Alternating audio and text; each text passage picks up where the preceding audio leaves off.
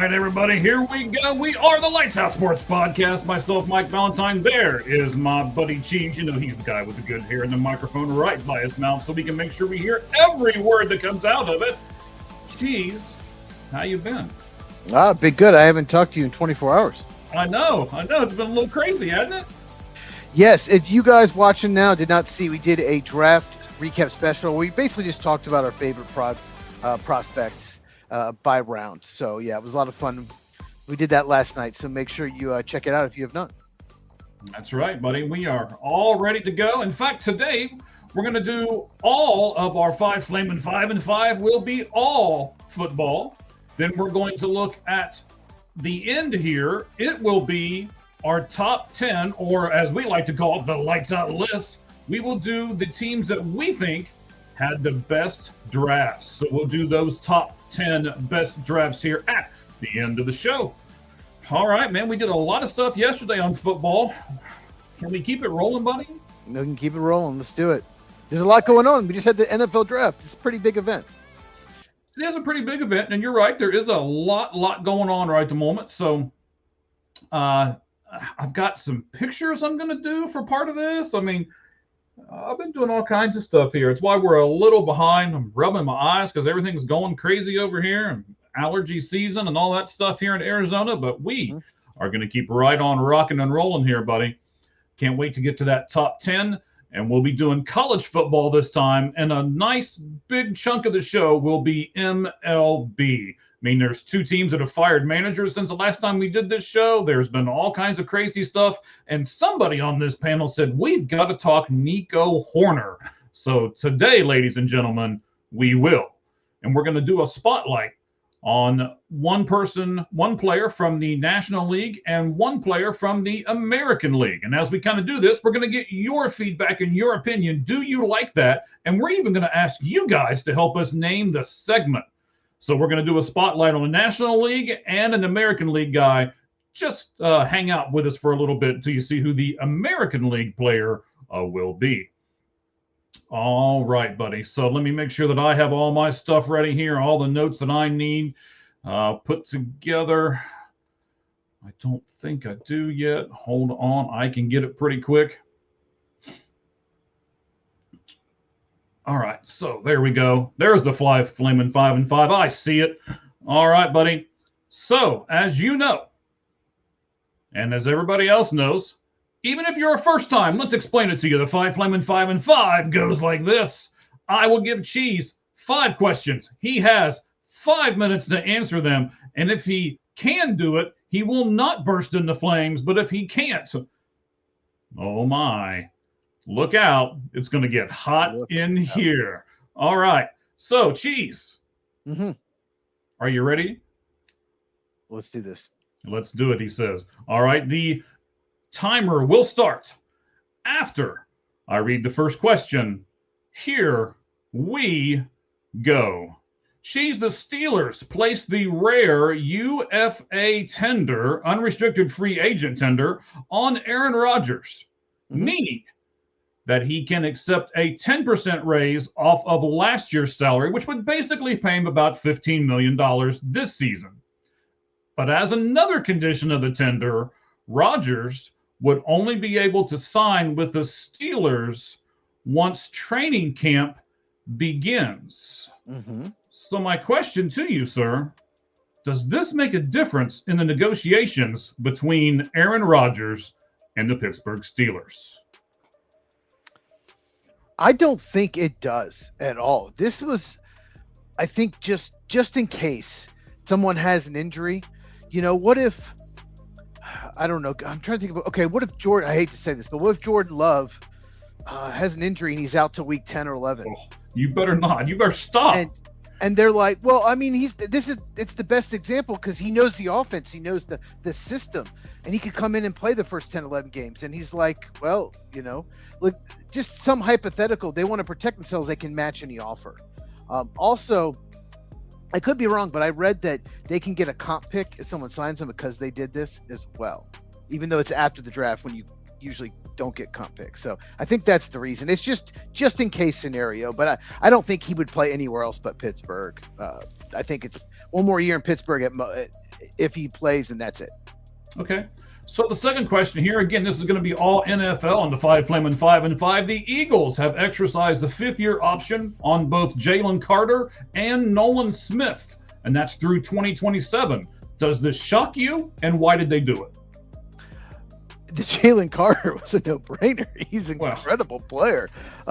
He's the reason they don't win the Super Bowl without him. They don't beat the Rams in that game without him. He just dominated that game in the divisional round. But divisional round. Nolan Smith shocks me. Has not done much. 10.5 sacks in 3 years. He's been hurt. He was hurt this past year. I'm surprised, but I guess they like his upside. He was a first-round pick, but that one surprised me. All right, buddy. All right, that sounds good. Question 3. Free agent receiver Juan Jennings is visiting the Vikings today and tomorrow. How would he fit in Minnesota? Juwan, yes. Sorry. They need a third receiver. Jalen Naylor left. I believe he signed with the Raiders. I could be wrong. He signed somewhere. So they need number 3 receiver besides Jordan Addison, Justin Jefferson. Plus Jordan Addison is, every day if you're Minnesota's organization, you're like, please don't do something stupid and get suspended. He could be suspended any minute. It's happened before. So, he's more of a possession receiver, but he's coming off a really good year. I don't know what happened. I'm guessing he overplayed his hand as far as his value. Thought he was maybe a $20 million receiver, but he's not. I mean, he's having a good year, but he's not very fast, possession kind of receiver only. But they need a third weapon, third receiver. So I think he can fit any defense because he's just big and he'll catch everything. Okay. So 4th, you may not think this is a big deal, but I remember Cam Akers. So Seattle was releasing running back Cam Akers. Is he going to find a job somewhere else? Probably not. I didn't even know he was still in the league. I thought he was out of the league like 2 years ago. I think Minnesota took a flyer on him a couple years ago. I had no idea. After they drafted Jadarian Price, he was, I guess, expendable. So no, he's toward the end of his career. Okay. Last, I said this was going to be all NFL, and I lied because I forgot. The 5th question is MLB. I was going to say, I was like, I know. Are you It's sure? Okay, man. You should see me running around here with a chicken with my head cut off the last 10 minutes or so. So here's the last question. This is the first time the Braves have had 20-plus wins before May 1st in franchise history, Cheese. You are a big Braves fan. What is your expectations for the Atlanta Braves for the remainder of the season? They're winning tonight. They're beating Detroit. One of 2 TVs has the game on. This one. That one. That one. That one over there. That one over there. Okay. This is a tough question because I think they have overachieved a little bit. I don't think they're this good, but at the same time, like they had a lot of guys went down the year last year. The whole pitching staff at one point was injured. The whole starting pitching staff. So this is a talented team. I just don't think they're the best team in baseball, though. That's what their record is. So I'm cautiously optimistic, is what I'm saying. But Spencer Strider's about to come back. So with Chris Sale and they got some really good young pitchers, Didier Fuentes and J.R. Ritchie. Cautiously optimistic, but the bullpen's kind of banged up right now. So, but certainly one of the best 5 teams in the league. Okay, so do they have to make the playoffs? Oh, they better. Look, that division sucks except for the Braves. They should run away with it. I mean, the Phillies and Mets are a disaster. So make the playoffs. I mean, I hope by the All-Star break, they're up like 15 games compared to everybody else. Everybody else's division stinks. All right. And you did it, buddy. So, but I want to ask a follow-up here. Does this mean win the division then? Win the division? Yeah. Yes. They better. It's not like the NL Central. Everyone's pretty good. There's one they're going to have an easy schedule because they play all those teams. They beat the crap out of the Phillies already this year. So I think they should run away with it. And they got to take advantage of the easy schedule. When you have a bad division, everyone else is bad, then you need to win those games. There was one year, it's been like 12, 15 years, but they just missed the playoffs. And then they had a horrible record against, I can't remember what team it was, like one of the worst teams in baseball. They had a losing record. They couldn't beat a bad team, and that cost them. So just beat up on the bad teams. Like I said, it's not the NL Central where no one's under 500. They're all pretty good. All right. So we're going to get into another question here. You may see me typing here. I'm setting this up a little bit here. I've got some stuff. The old man's trying to do some things here.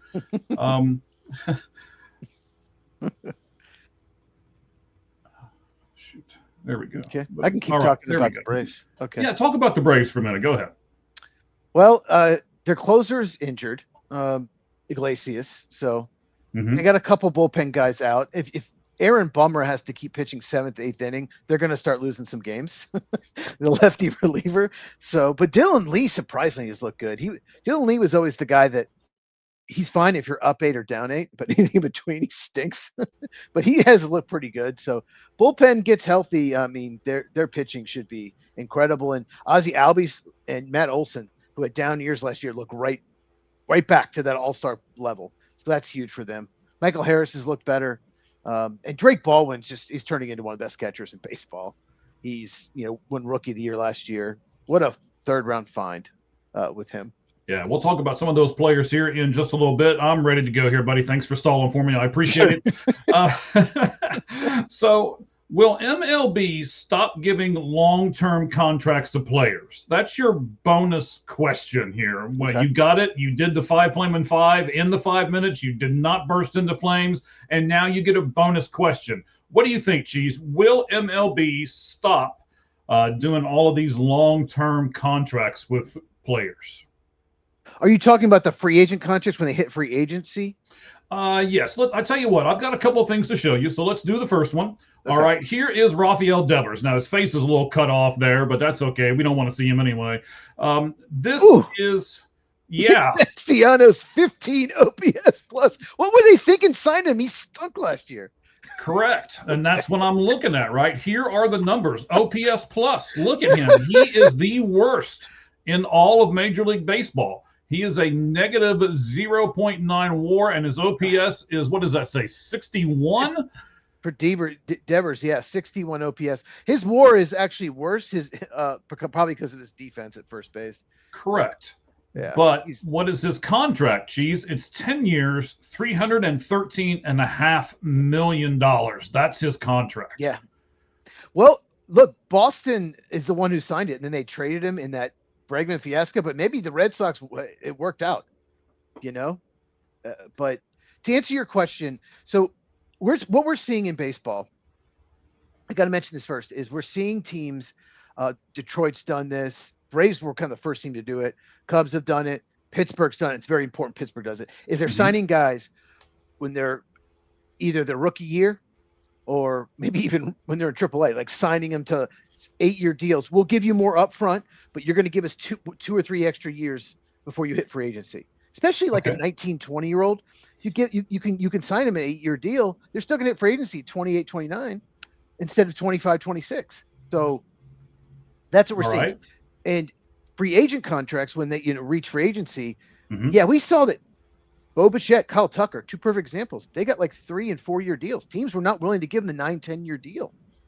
So, yeah, I think that's the future of baseball. I think free agency in baseball, you're going to start seeing years where there's just hardly any good players because there's so many locked up to long-term deals. We're seeing that more and more. And the Braves, first team to do it. They did it with Austin Riley, did it with Michael Harris, did it with Acuna, Ozzie Albies. They were like the first team to really do that. And a lot of teams are copying it now.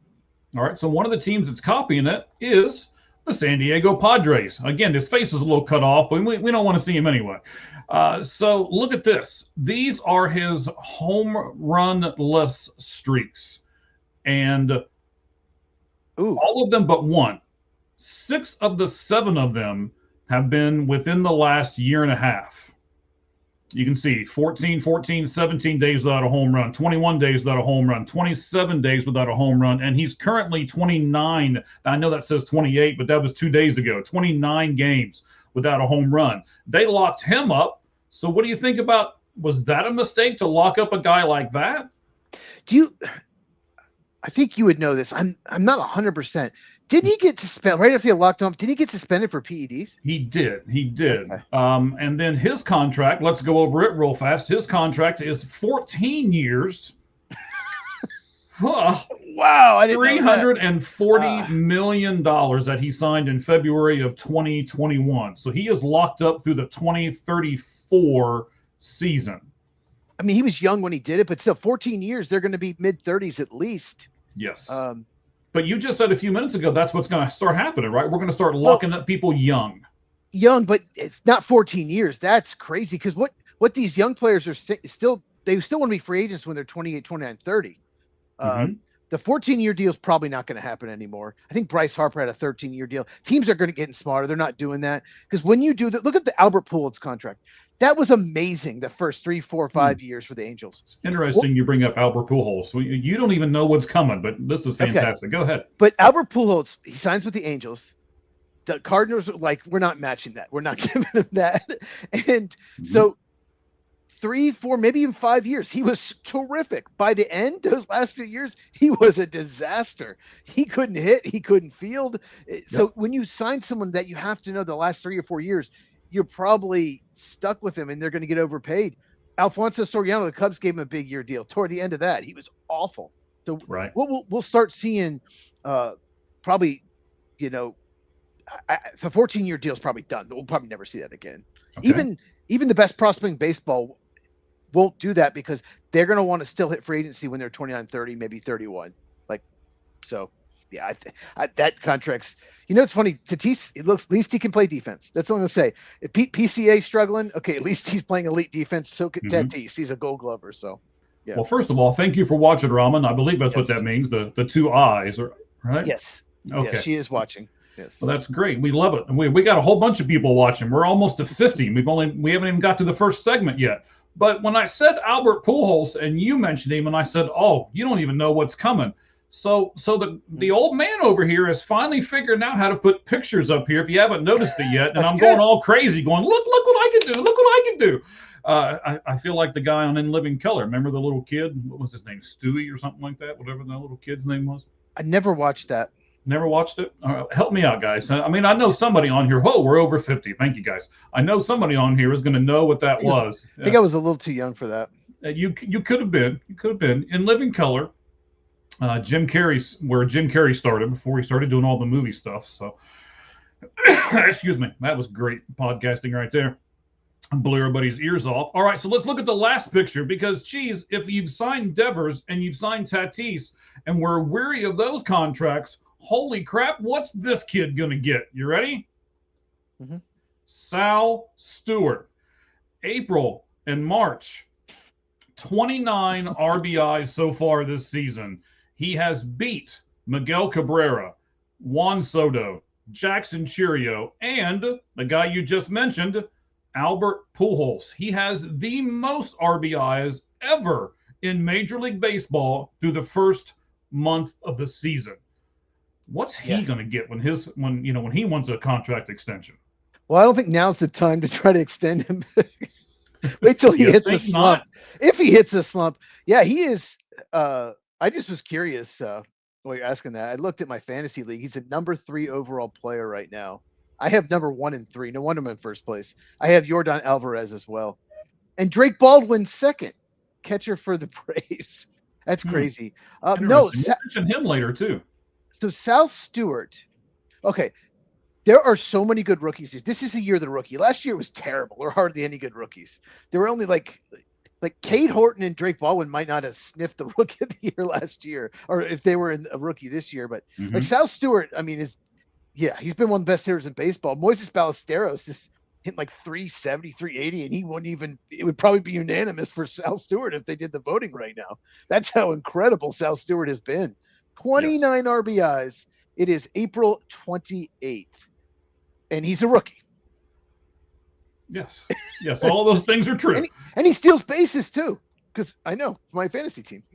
Boy, drafting him was smart. So you said it's the year of the rookie, Cheese. I'm going to do one more picture. Well, I'll do more pictures throughout the show because, all of a sudden I know what I'm doing now and I can do it. So you said it's the year of the rookie. Today, the Cleveland Guardians called up a rookie. Do you know who that was? I think it's Travis. You're going to have to help me with the last name. I can't. Bazana, is that Bazana, that's right. And here we are. This is the list. Notable 2024 first-round draft picks. Look at this. Number 1 has made his debut. Number 2, Chase Burns with the Cincinnati Reds. He has made his debut. 4, Nick Kurtz. I don't know who 3 was. I didn't have enough time to look him up. We skip over 5, now 6. Jack Caglione. 3 was the Georgia outfielder to the Rockies. He had like 39 home runs in college, and he's been a big disappointment so far in the minors. Sorry, okay. Anyway, I draft, And I mean, look at this. So you've got 1, you got 2, you got 4, you got number 6, you got number 7, J.J. Weatherhold, right? He's going to be a star, we're pretty sure. And then you've got Christian Moore. Connor Griffin, of course, is number 9 in this draft. Cam Smith with the Houston Astros, another really good prospect, was taken 10. Carson was taken number 19, and then Trey Savage, of course, most of us probably know who that is, was taken with the 20th pick in that draft. So, yeah, the year of the rookie. It has been the last couple of years, actually, especially with that 2024 class. It has been the year of the rookie. Yeah, Cam Smith was actually drafted by the Cubs, but they traded him for Kyle Tucker. Yuck, right? No, right. I wasn't happy at the time. I'm definitely not happy now because he can really hit. Yeah.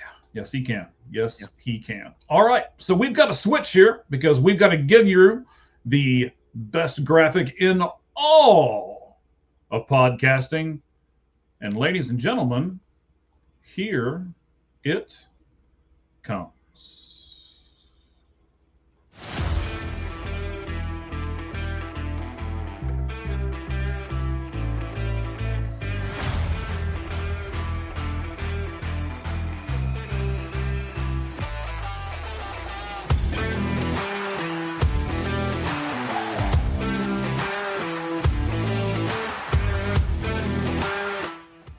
All right, Cheese, there it is. The best graphic in all of podcasting. I mean, what's not to love? A great big baseball, some fire, and everything else, man. We're going to talk about the Phillies. We're going to talk about Don Mattingly, Nico Hoerner. I'll save the American League. I'll tell you it's a pitcher that we'll talk about here as well. And then we're going to talk about the Boston Red Sox. And then we're going to get into our new segment at the end, Hitting Cleanup. It's brought to you by Forward Fan. We'll talk more about Forward Fan here in just a little bit. So, Cheese, let's start with the Philadelphia Phillies. The Phillies have fired head coach Rob Thompson. So Don Mattingly, the former bench coach, is replacing Thompson. Are you happy like I am that Mattingly is getting another coaching opportunity? No, I could care less. I don't think he was ever any good. I don't think there's any team he's been on he's ever elevated. So I don't know. I guess you like him. I don't know. I just don't think there's any team he's like, oh, wow, look what Mattingly did for them. I do like him. And I'll tell you guys this. I was searching for something to do for the Sports Pulpit. I had 2 or 3 things, and I'm like, I might do this. I might do that. I'm going to do a series this week on Don Mattingly. I like him really well, and I think I can point out some things that may sway your opinion. But the biggest thing for me is he is like the Sports Pulpit podcast that I'm doing. There's no screaming, there's no yelling, there's no cussing. You don't need to do all of that stuff to get your point across, in my opinion. And Don Mattingly is that guy. He's the smooth talker. He, no yelling. He doesn't have to throw things or anything like that to get his point across. And he's so respected in the game because of what he did as a player. Tune into the Sports Pulpit. You'll find out more about that. But that's why I like him, and that's why I want him to get another shot. In this day and age where people think they have to yell and scream about everything, he's just the opposite, and that's why I like him. But you don't miss Lou Piniella? I love Lou. Lou got inducted into the Reds Hall of Fame over the weekend, as you may have seen. But him, let's go with Bobby Knight or somebody like that. We love his antics or their antics, but they're kind of over the top. There's no need to throw a base. There's no need to throw chairs. What do you think about this? Let me put it to you this way. If you've got to do antics like that to get your point across, what does that say about you as a person or even as a coach? I don't know what happened, but my headphones, see the red light, they turned off. I don't know what happened. Oh, are you good though? Can you hear me now? I can hear you, but barely. But I don't know what happened to my headphones. I don't know what these buttons do, but see that red light? It's not on. That means there's tons of brains in that head. That's what I was adjusting it, and then I hit something. All right, try talking now. Okay, here we go. I'm talking more. No. That's all right. We got Cheese out for a second. You can see he's messing with his headphones right there. Some of the stuff happens sometimes. We get these technical difficulties and all that. So, Don Mattingly, and one of the reasons why I like him so much is because, he is the mild-mannered man. He was also nicknamed Donnie Baseball, and he was nicknamed the Hitman. So because he was nicknamed the Hitman, let me do something here real fast. I want to promote this. Cheese, are you back with us? Yeah, I mean, I can hear you, just not as well because I can't use the headphones. So that's okay. I have to talk. I had to switch to the camera mic. Yeah, you're good. We can hear you. It sounds a little different, but we can still hear you. Everything's fine. Donnie Baseball. He was also named I lost it here. The Hit Man. And I wanted to, while we're doing that, pull up this to add to the stage real quick. Yes, this is the picture by the Hit Machine. This is the card that we're giving away over on the Red Hot Reds podcast, also on Minor League Monday. There it is. That's the kid's name. That's the autograph. It's right there. And you can see down bottom left-hand corner, that card is numbered as well. All you have to do is go over and see them. When you get over there, you follow the Hit Machine, you follow them, and that's all you have to do. Just get with them, look at the rules, and be able to be put into that drawing for that card. All right, buddy. So you're back with us. We really appreciate that. Here's the other thing, and we've got some things to look at in this whole Phillies firing the head coach thing. So Don Mattingly's son, Preston, is the Phillies general manager. Do you see any conflicts there? He's the general manager of the whole team? Are you sure? Yes, he is. Dave Dombrowski? Yes, Preston Mattingly is, Don Domkowski has a different title. Oh, okay. But he's in charge. Okay. Yeah. No, I mean, because this happened, he was already there. They're both already there. I mean, I think Don Mattingly's logical choice if you fire the manager because he's already in the organization. He's got experience, so I don't think it's a problem. Right. So if he was making the decisions, maybe, but Dombrowski's making the decisions. So I'm trying to look up Dombrowski and find out what his actual title is, but it's Dombrowski, for God's sake. I can't spell it. He and Bryce Harper aren't really close. No, he is not. Not whatsoever. Yeah, there we go. There's all kinds of. It's Dave Dombrowski. That's why I can't get it. So he serves as the president of baseball operations, is his actual title. So he's president of baseball operations, and then Preston Mattingly is the general manager. So every team has weird titles. Yeah, what was it, like executive vice president of football operations? Some of these people, that's their title. Right. So the Phillies, Chiefs, let's get into this part of it, because I think this is interesting too.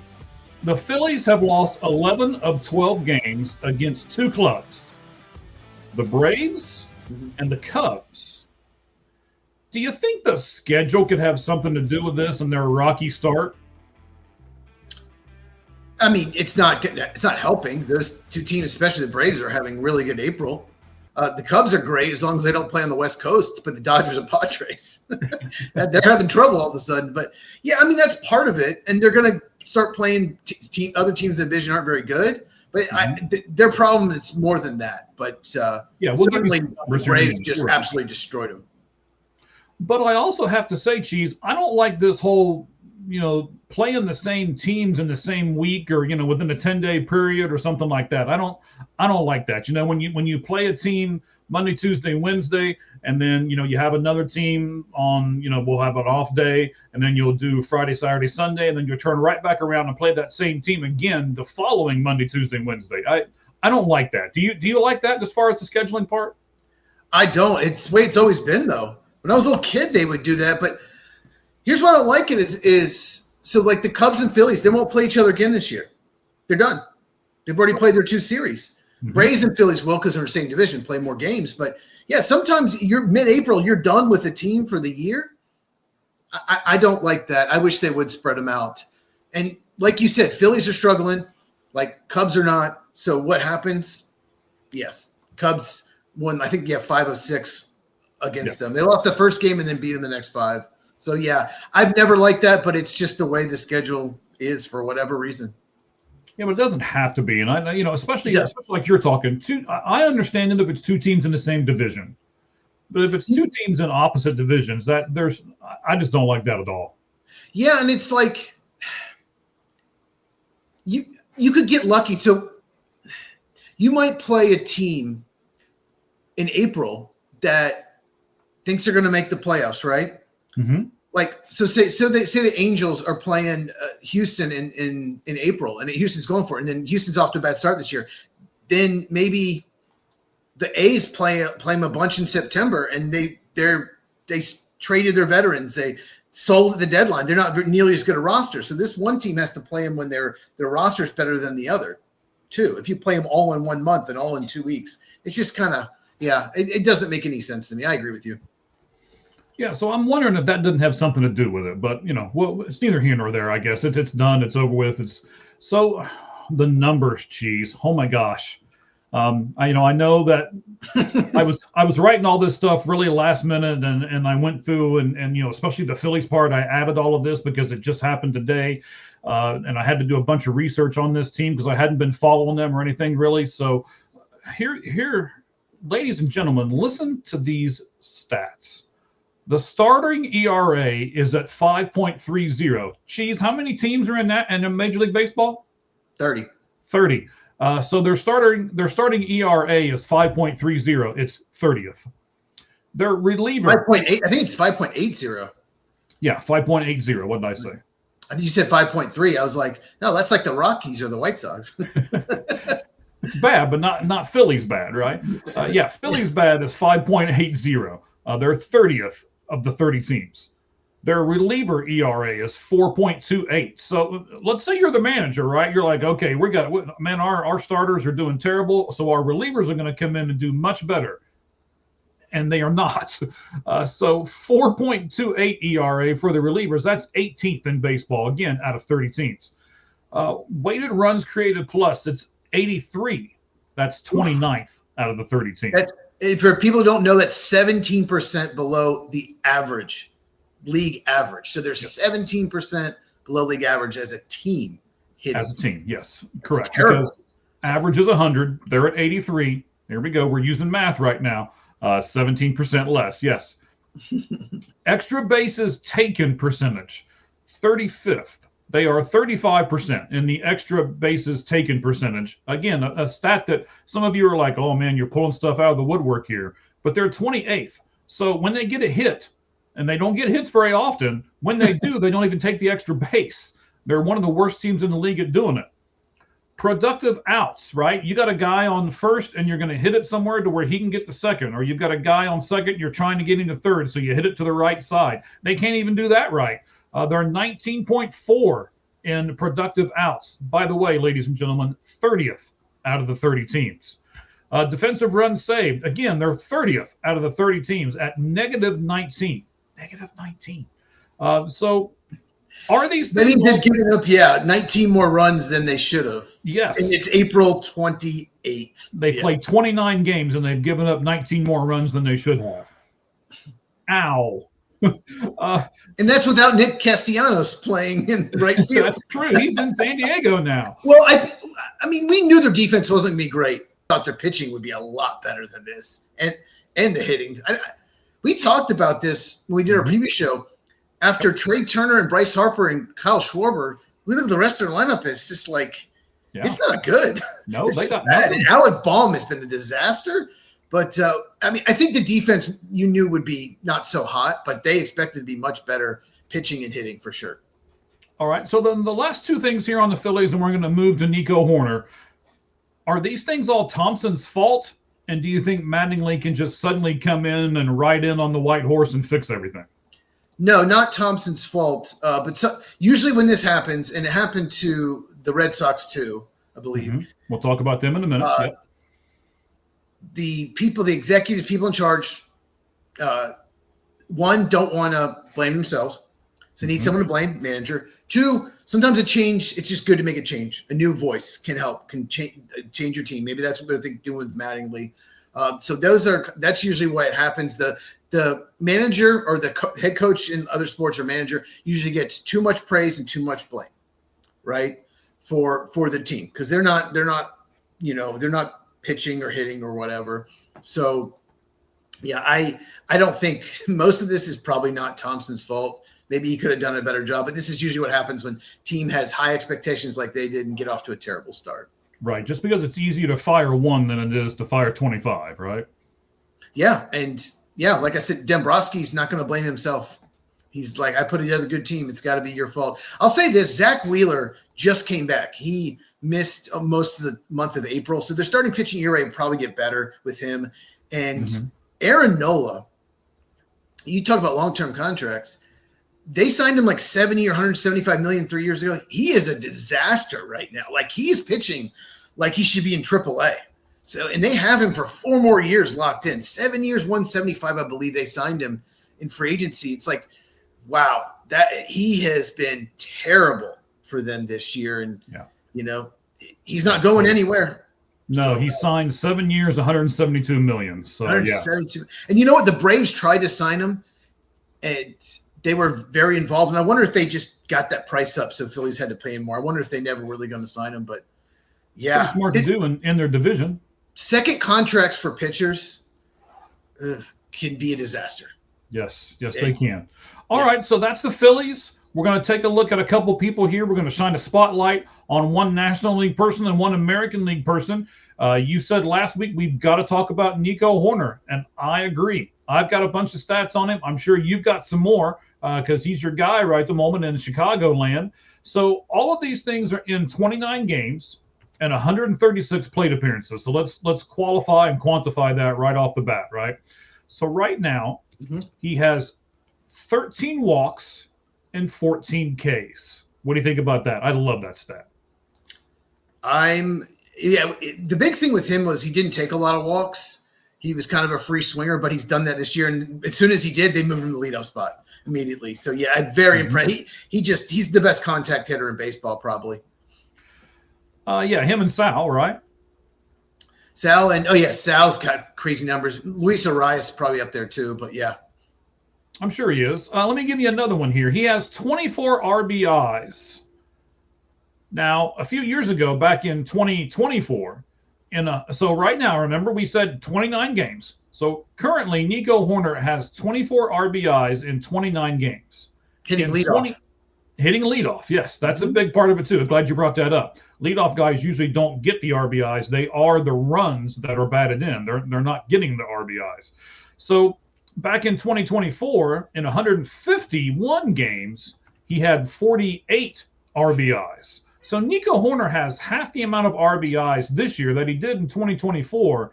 Instead of in 151 games, he's done it in only 29 games. What do you think about that crazy stat?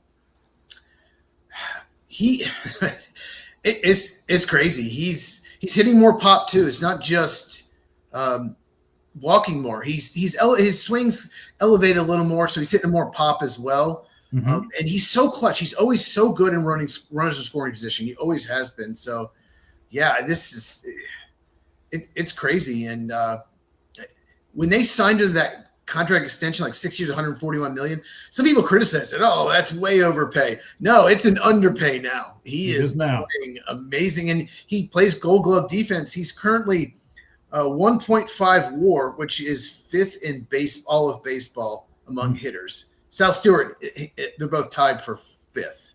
Imagine that. Yes. All right, so let me give you a couple other ones. I'm going to dig deep here on some of these things, because you guys know me by now. I'm the stat guy. I love all these stats. If you've ever seen CENT with a percentage mark, right? CENT percent, that means center field percentage. So he's hitting the ball into center field. 54.7% of the time, Nico Hoerner hits the ball to center field. And what that tells me is that he is on over 50% of the pitches.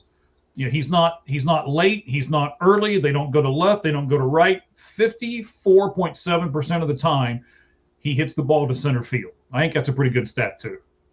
Yeah, he loves slapping it kind of up the middle or in the gaps.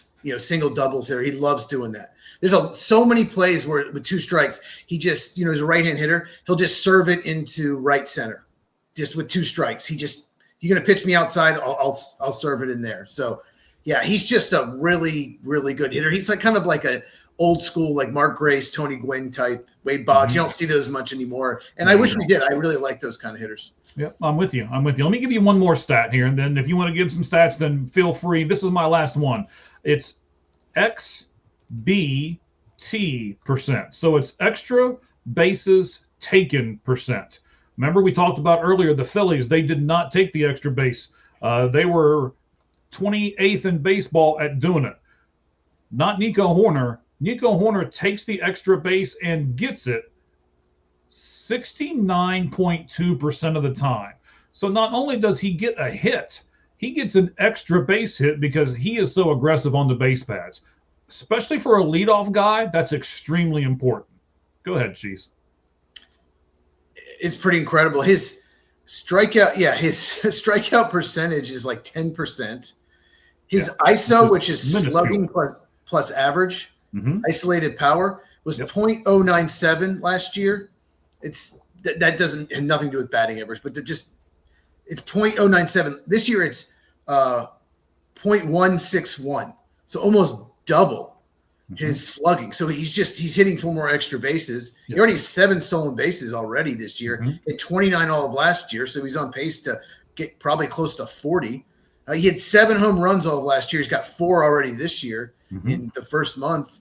I mean, it's pretty incredible what he's doing already this year. And Fangraphs says he's worth 1.6 WAR. So maybe, 1.5 on MLB, and now Fangraphs has him 1.6. So yeah, depends on where you look at. There's stats for everything now. Yeah. But I tell you what, what I can say with extreme confidence is not only is he good right now, but he continues to improve. There is not a stat where he is regressing from the last few years to now. He's improving on everything.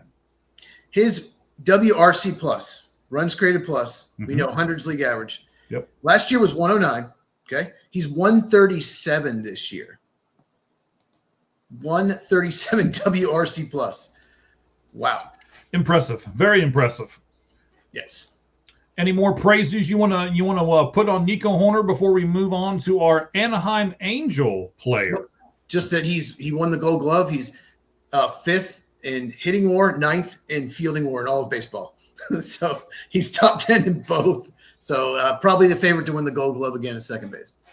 Probably so. All right. Let's talk about an Anaheim Angel. And I know you're like, what? An Anaheim Angel? Yes, we pretty much have to. It's a starting pitcher for them. He's doing absolutely fantastic here. Let's do a few of these scores real quick, buddy. So let's see. Atlanta's over Detroit 5-0. Seattle's over Minnesota 2-1 in the 7th. Chicago White Sox 4-1 over the Angels that we're getting ready to talk about in the 7th. Milwaukee is pounding Arizona right at the moment 8-2. The Yankees are over Texas 1-0, and Chicago and San Diego are scoreless in the bottom of the 1st. So the guy we've got to talk about, and I'm looking up their record right at the moment, the Los Angeles Angels. They're terrible. Their record's terrible this year. Yeah, they're not good at all. Yeah. Their record's 12-18. Yeah. But this guy's won 5 of those 12 games. So far in the season, Jose Soriano. Yes. 5 starts. He's 5-0 with a point, not like 4 point or 3 point or 2. He is 0.24 ERA. Yes. It's absolutely insane. His WAR last year was 2.3 for the season. What do you think it is right now? I don't have that stat in front of me. Let's see. WAR. I was just seeing. Want to guess? 1.6. 2.7. 2.7. It's wow. April. He's worth more in April this year in 6 starts than 31 starts last year. He had a 4.26 ERA last year, 1.4 WHIP. It's 0.82 WHIP this year. Oh my God. It's insane what he's doing. He's given up 1 run all year. Right. 1 run. Do you know who it was? A solo home run. Do you know who hit it? I do not. You should. I told you earlier we'd mention him again. Sal Stewart. Your rookie of the year in Atlanta. Oh, Drake Baldwin did it? Drake Baldwin did it, yes. He hit the only solo home run off of Soriano. That's the only run he's given up all year long in 37 2/3 innings. Was that the first week of the – didn't they play it Yes. the first week? Yeah. Yep. Okay, that was he the first gave up week. a run the first week and hasn't given up jack squat since. It's crazy. One solo home run and I believe 18 hits in 37 2/3 of an inning. So his strikeout to walk ratio, 13 walks, 43 strikeouts. 13 walks, that's a little high. Not when you do 43 strikeouts. It's not. But he's got 43 strikeouts in 37 2/3 innings. So that's pretty darn good. Yeah. Yes, it is. Yes, it It's is. funny how many 13 walks, only 18 hits in 37 innings. So yeah, crazy. Yeah. So I mean, this guy, we need to spotlight some of these players. I think. Cheese, I kind of like doing this. You said, well, we got to do Nico Horner, and I was looking through stats and stuff, and I'm like, all right, let's do a National League and American League guy, and we're going to ask. We've got over 50 people with us just on X Live. That's not counting the YouTube stuff. We're on. We're 55 people right now just on X alone. So what are you hiding part of your face for, sir? So it's so funny. While you were doing your notes, you said keep talking about the Braves. I said, it's scary if Aaron Bummer has to pitch. It was 5-0. Now it's 5-2 Braves because he just gave up a 2-run homer. And Aaron Bummer, man, he sucks. The depth of the bullpen is scary. Oh, he hung that pitch right down the middle. So somebody for the Tigers just hit a 2-run homer. Anyway, 5-2 Braves in the 9th. Right, it's the 9th. Though I predict they're going to hang on, but so not if Bummer pitches. But you've got over 50 people with us on X right now. We're on my personal Facebook. You can look the name up right there, and you can see it if you're a Facebook person. We're on Cheese's YouTube. We're on our YouTube. Ours is look at the merch. Look at the little mug check right there. Looking at the merch. Yes, sir. That looks nice. It doesn't look as good. It's covering up most of your face, but okay. Yeah, this is what sells the podcast. It does. It does. 100%.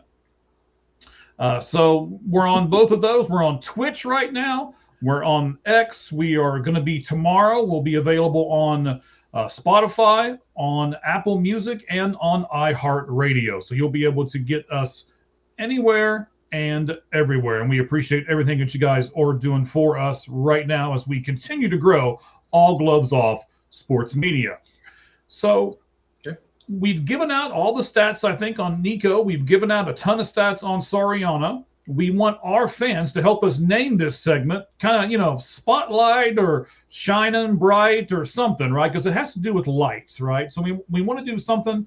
We're asking for a name. You guys can help us out. You can message us right now. If you watch it later and you've got a name, simply direct message me on the Twitter account, and we'll get it there as well. Let's move on, Cheese.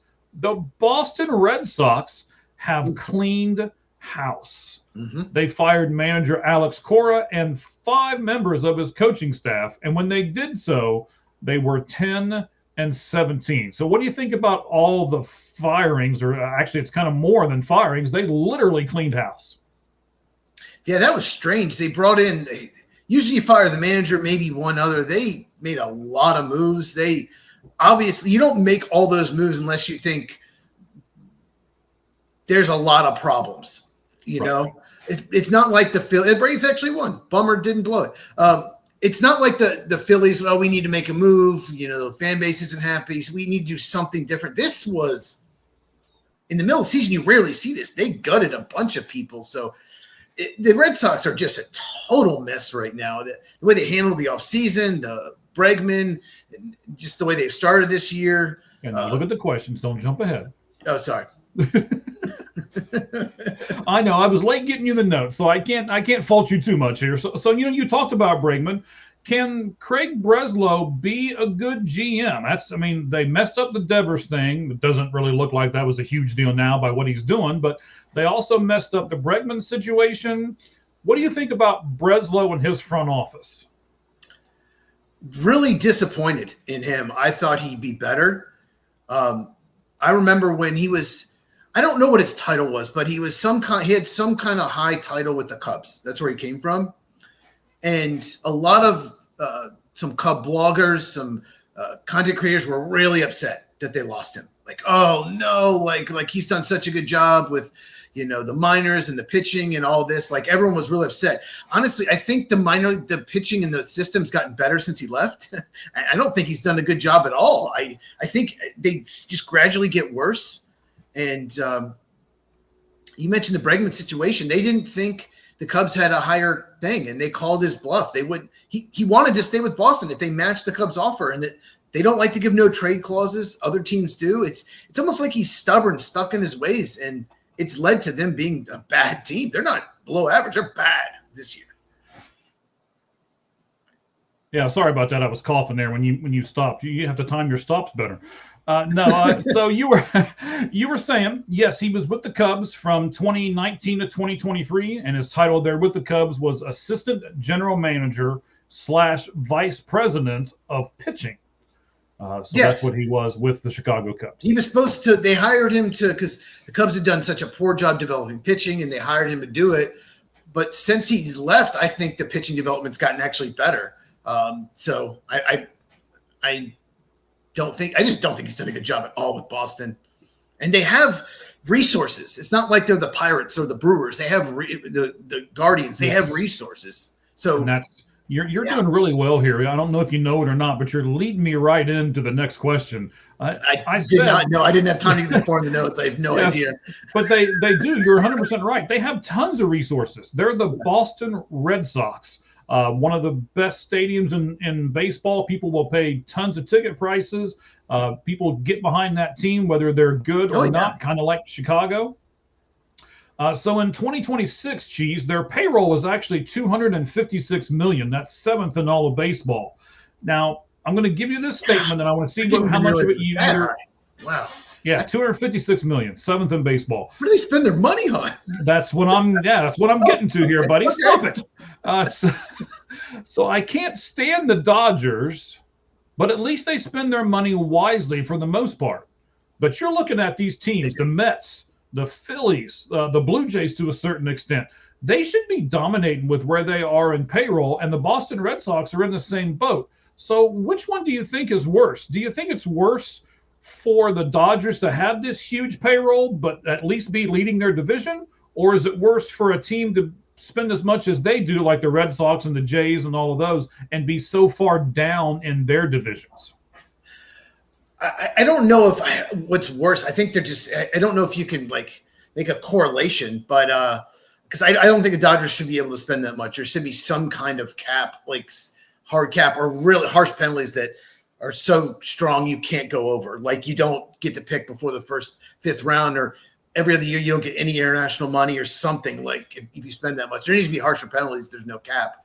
But there's nothing more devastating for a franchise when you're spending a lot of money, you're over the luxury tax, and you suck. Or you go out and sign this big free agent or one or two, and they're terrible. You extend Aaron Nola, and he can't pitch anymore. That's devastating because you're stuck with them. So to answer your question, I think it's worse what's happening to Red Sox, Phillies, and Mets. Yeah, see, I'm with you. They should be able to they should be able to spend their money wisely and know exactly what they're doing and all of that kind of thing. So it bothers me a little bit. I mean, I don't like what the Dodgers are doing either, but at least they're winning with the money that they're spending. I'd hate to be a Mets fan right now watching that team just collapse. I'd hate to be a Phillies fan right now watching that team just collapse right before my eyes. And you're thinking, okay, well, they must not have spent very much money in the offseason, or they must not know. Yes, they did. They're all in the top 10 payroll-wise. So, yeah, I mean, I think it's worse.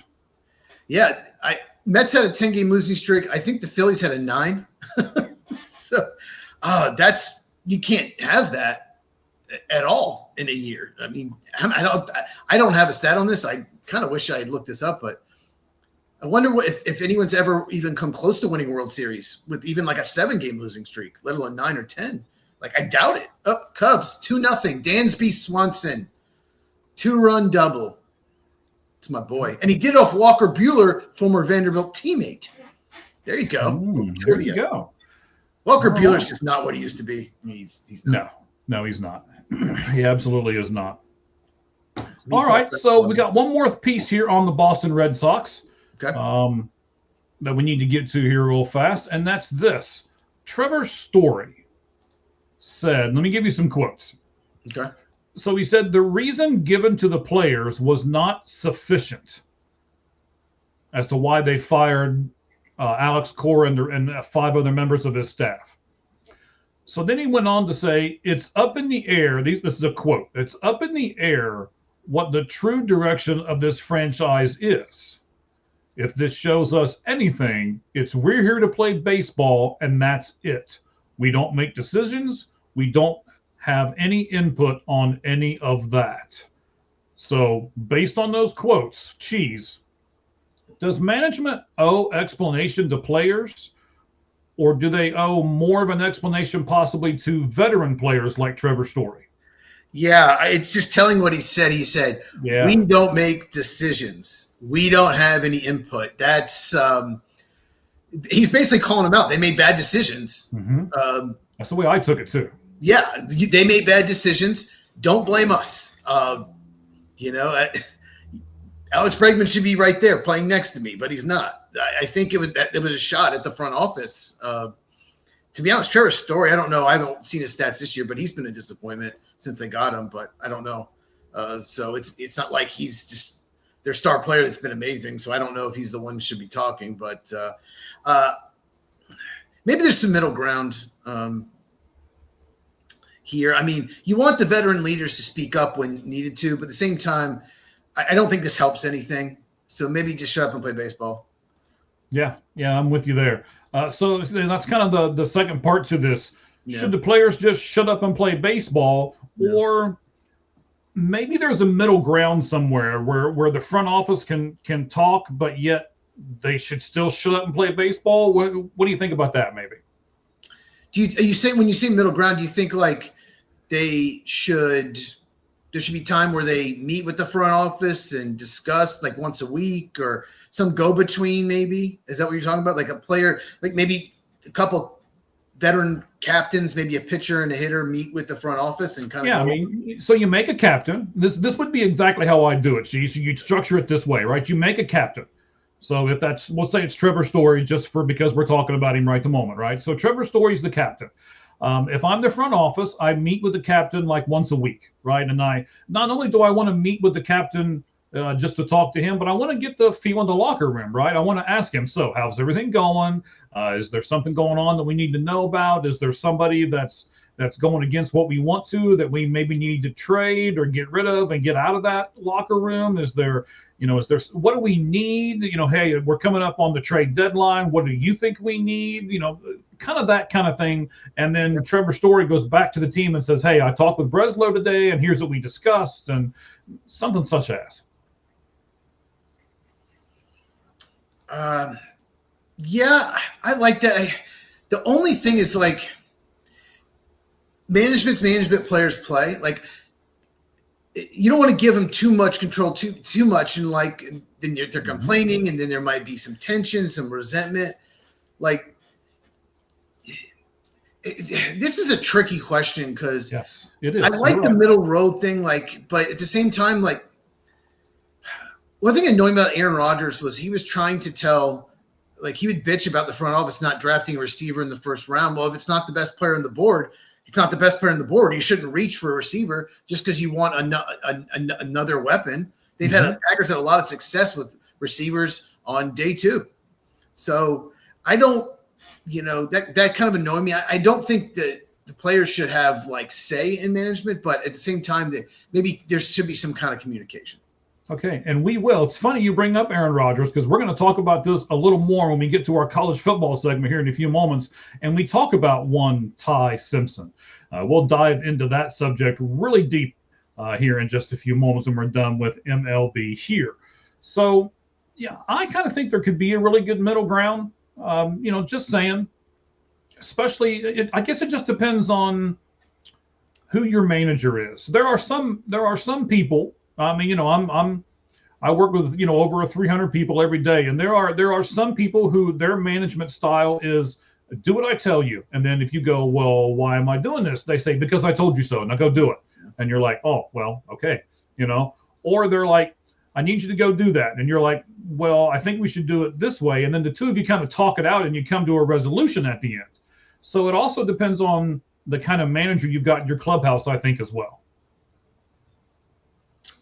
Yeah, that's true. Yeah, there's very different management styles for sure.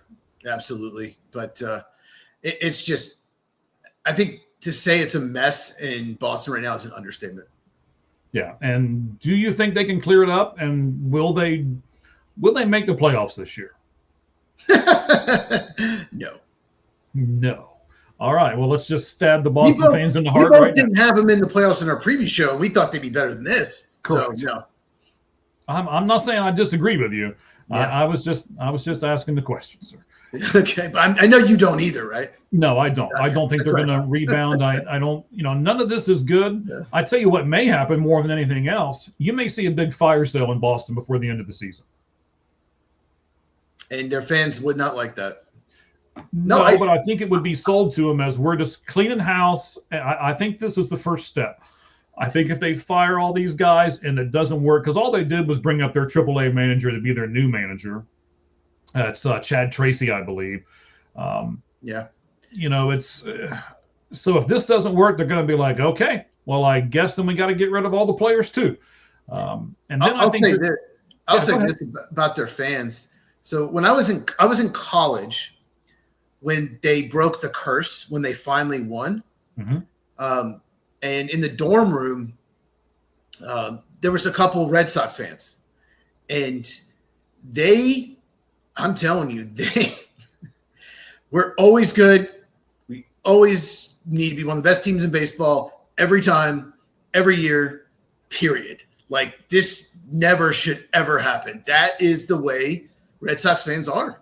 We are the Red Sox. They have that attitude. It's not like, no, I like both those guys. They weren't jerks or anything, but that's just how they feel. So this is not acceptable, not even close. No. It will not be. No, you're 100% right. Oh, yeah. Always have to finish ahead of the Yankees too.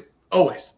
Or it's a loss, or it's a bad season. Like that's the way they think. So yeah, it's Ohio State, Michigan. And I'm like, well, I'm a Braves and Cubs fan, so sometimes we're not very good.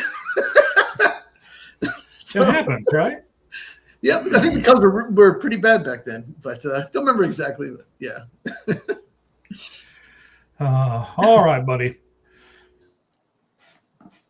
All right, so we're going to do our final baseball part of the segment here. It is Hitting Cleanup, brought to you by Forward Fan. Now, I know we checked on this last time. We looked at ticket prices, and what Forward Fan does, ladies and gentlemen, is it allows you to buy your World Series tickets right now for a great price. If you believe your team is going to go to the World Series, lock in your price right now and get them cheap. Last week, the Chicago Cubs, 2 weeks ago, the Chicago Cubs were $160 a ticket. They're creeping back up in the standings, and now they're at $225 a ticket. So get those tickets before they go absolutely crazy. If you're a Reds fan like myself, it's still only $55 to get those tickets for the World Series if you think that the Reds are going to go. And let's take a look at one more team. Let's go to, I don't know. But the Red Sox. Maybe they turn around. It's probably cheap right now. All right, let's look at the Red Sox. Let's do it. Red Sox pricing, $130 is all it is for a. It might go down though. It might go down. It might go down. But the Reds are 2 games ahead of the Cubs. They're in first place. They're like 19-10, $55. $55. That's it. Their pitching's been amazing. That's an absolute steal if they make the World Series. That would be crazy. Absolutely. And we have partnered with them now. They did a thing with us a couple of weeks ago. We did it, and we said, let's see if it works. Let's see if our fans respond. And you guys did. So now, Forward Fan and All Gloves Off Sports Media has our own code now where we can save you 10% more off of whatever you want to buy from forwardfan.com. Go get your tickets. Type in the code AGO10, All Gloves Off 10, and you will get 10% more off of whatever you want to buy right now. Yeah, the Braves, you might want, if you're a Braves fan, you might want to buy it soon because they're winning right now, and they won again today. So all right.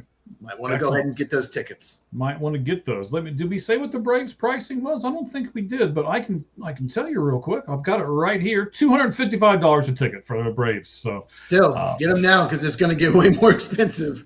I'm sure it will. I mean, we know through the research that we have done, $2,500 or so was roughly the price for a World Series ticket. So even if you only paid $255 right now, still a heck of a deal. So all right, we are going to do bucks.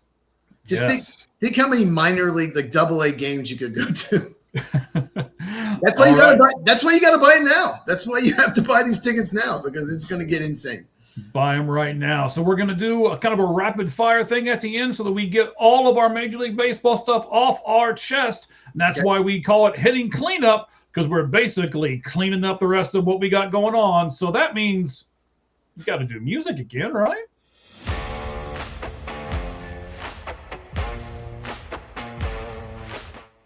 All right, Cheese, here we go. We got a few things we're going to kind of rapid fire on and get with everything. You said last week, if the Reds start hitting, look out. Well, let me give you some stats. In the last 7 days, TJ Friedl, 333. Matt McClain, 269. Ellie De La Cruz, 320. Sal Stewart, 333. Spencer Steer, 250. Even Ke'Bryan Hayes is in on the act, 278. And Nathaniel Lowe is 294. Do you really think the Reds can pull this off if they keep hitting like this? Yeah, I do. If they do. Ellie De La Cruz is the one. Sal Stewart, obviously, I mean, he was a top 10 prospect. So, I mean, it's a mild surprise he's doing this good this quickly. But Ellie De La Cruz was the guy, has all the tools, was kind of banged up in the second half last year. I believe he had an injury. You probably remember what it was. Lower leg injury. Lower leg. So he was the guy that was like, okay, we need him to step up and have a breakout year. So, he's got so much talent. So, if they keep hitting like this, if Ke'Bryan Hayes gives you anything with the bat, right, it's great. But, they keep hitting like this, they're in great shape. And like I said, they're 2 games ahead of the Cubs right now in the Central.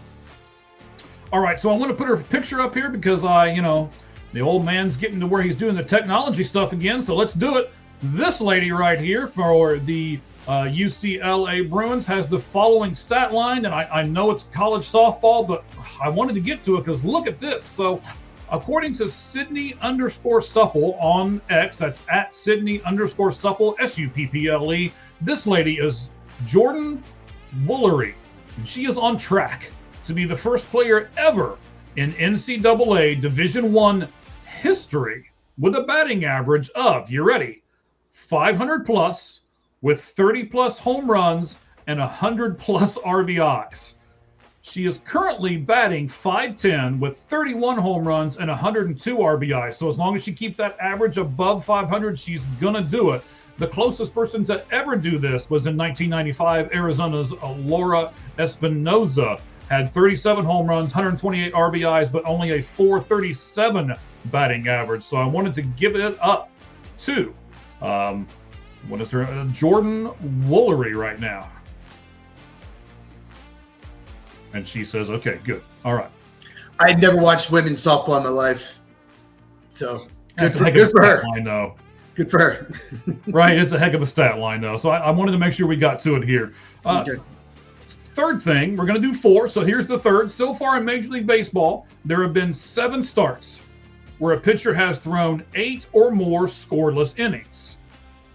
And Boston's Ranger Suarez has 2 of the 7. And they are currently 12-17.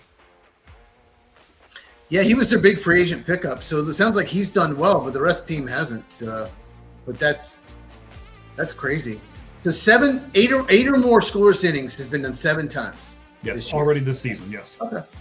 I bet Sandy Alcantara's got 1 or 2. Yeah. Possibly. I don't know the rest of them besides just the 2 that Ranger Suarez had. Lastly, here in this is our hitting cleanup brought to you by ForwardFan.com. You can go over to ForwardFan.com, use the code AGO10 and get 10% off of your tickets that you buy right now. Lock in that price. Go to ForwardFan.com and get those tickets today. Jack Simonetti, is that what you think it is? Okay. Simonetti. So he was a hitting coach in the Florida Complex League 2 years ago. And now all of a sudden he's joining the Boston Red Sox. He served as Salem's, I don't even know what Salem is. He served as Salem's assistant hitting coach in 2025, and he was a video associate for the Woo Sox, which is their AAA team, in 2023. Jeez. Is this kid all of a sudden that good, or is this kid just someone you think the front office can control with the mess going on in Boston? So, video associate, a lot of times that's some kind of analytical hitting coach. Like they use computers and science or whatever, a database to figure out hitting. It's probably just something they're taking a chance on. Usually those guys are behind the scenes. They're not actual hitting coaches. But I don't know. It's it's crazy. It's crazy. We're just talking about Boston, how nuts it is there, and then now they're promoting this kid. Now, I don't know the kid. I've never met him or anything like that before. He might be a great guy, but it just seems weird to me that they're promoting a guy with this least amount of experience to the big league club. It just caught me as strange. So I wanted to bring it up one more time before we go to something else. That kind of resume usually does not get this kind of role. Yeah. No, absolutely not. All right. Let's make sure that we've got it. Yes, we do. Everything is in place. So for the first time in a long time, Cheese. Yes. It's been a few weeks. We did the 5 Flamin' 5 in the beginning. That was all NFL. We're going to do our lights out list at the end, which is going to be the 10 teams from 10 to 1 that had the best draft in the NFL. That's a plane going overhead, if you're wondering what that noise is in the background. And then... Hope they don't drop a bomb. I hope not. Thanks for putting that crazy thought in my head. I appreciate it. No problem. That's what I'm here for. Thank you. Yeah. So in between there, we're going to do some college football. We got 2 things to talk about, big things to talk about, and I want to get into it. I don't know, maybe about right now.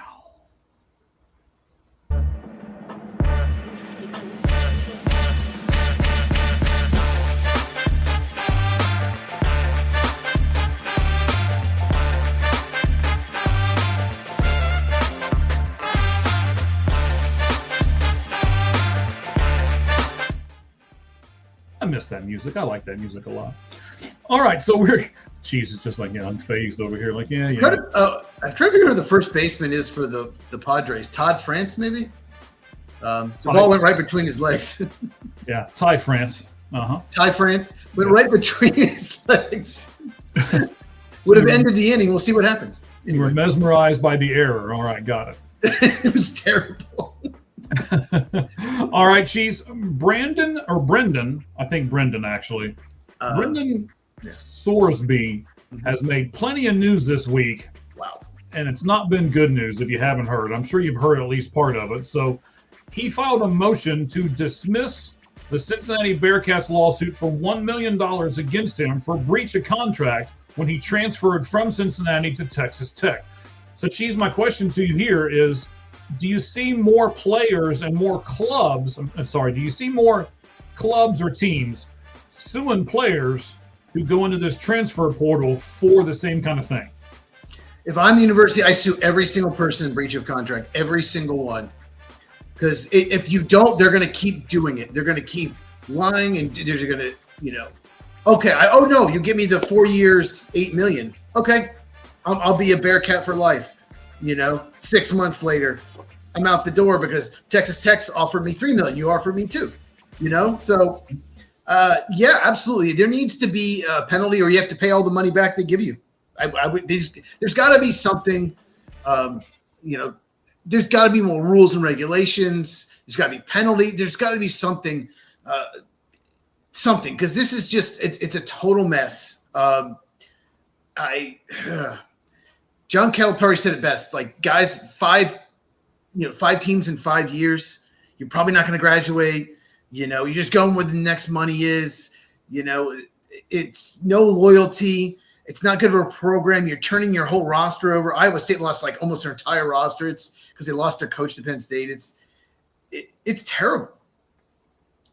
Yeah, I would. Would you? If you're the university, would you sue? Yes.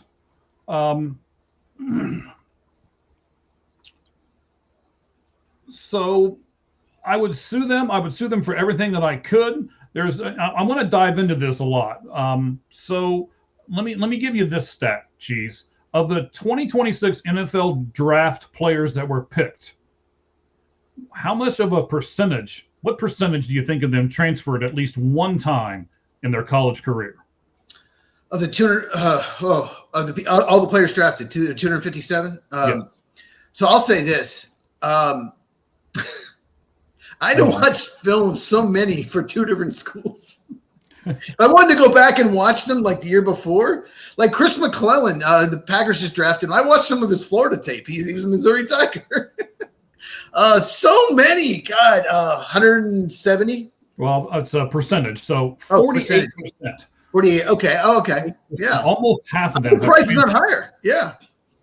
Yeah. It's going to get higher. It's going to be higher. Get higher, 100%. Yeah. And here's the second thing that I don't like about this. Let's look at this quarterback's just look at Sorsby himself, right? So he was with the University of Cincinnati, I believe, 2 years, and then now he's going to go to Texas Tech, right? Well, Cincinnati has spent all the money training him, showing him what his diet should be, getting him everything he needs to get so that he can be a really good quarterback in college football. And then he says, well, you know what? Piss on you. I'm going to Texas Tech.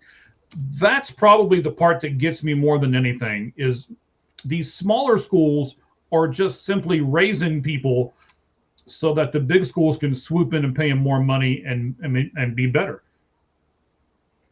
Did you know that he is likely entering the supplemental draft because he's probably ineligible for the gambling probe?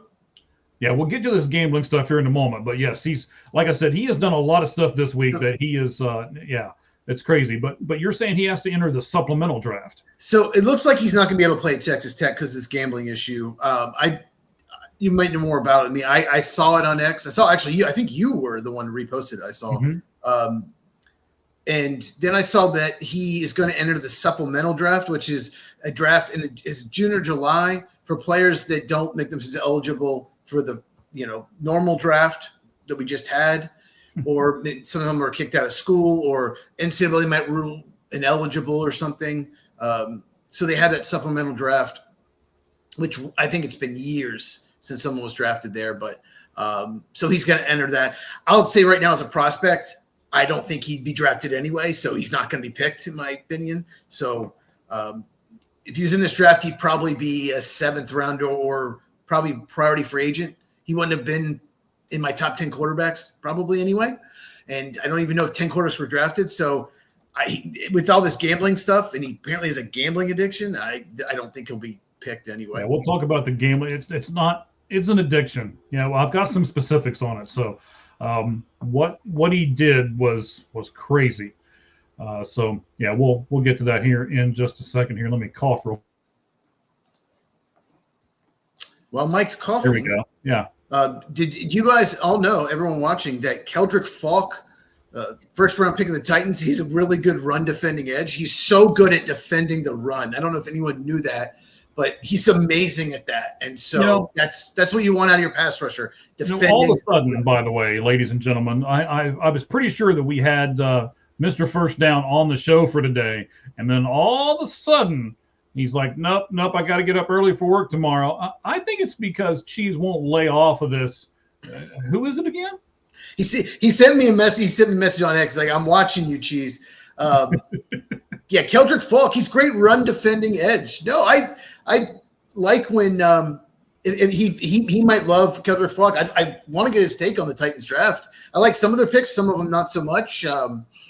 I did not like that one, so I was hoping to have him on. Hopefully, we can get him on soon because I do want to talk Titans draft with him. He was at the draft, but I like the debate. The draft. You never know for sure in 3 or 4 years, but my job is to evaluate it, and then I do it. And I have Bears troll lose their minds on the channel. Everything the Bears did was great, by the way. Every pick they made was perfect and great, and he was trying to argue I liked some of their picks.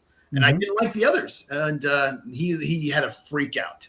It's like, okay, agree to disagree. But no, it's a Bears troll. It's a Bears fan. So apparently Ryan Poles, every pick he makes is a Hall of Famer.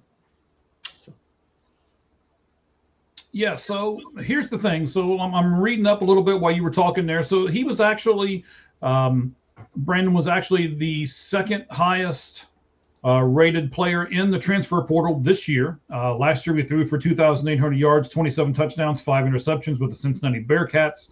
There is a proposal going on about can these guys bet, can they not bet? But no matter how they do any of that, the NCAA has already ruled that if a player bets on their own games or on games within their own athletic department, they will be subject to permanent loss of eligibility. So good. He is being investigated right now. They're not 100% sure what exactly he did.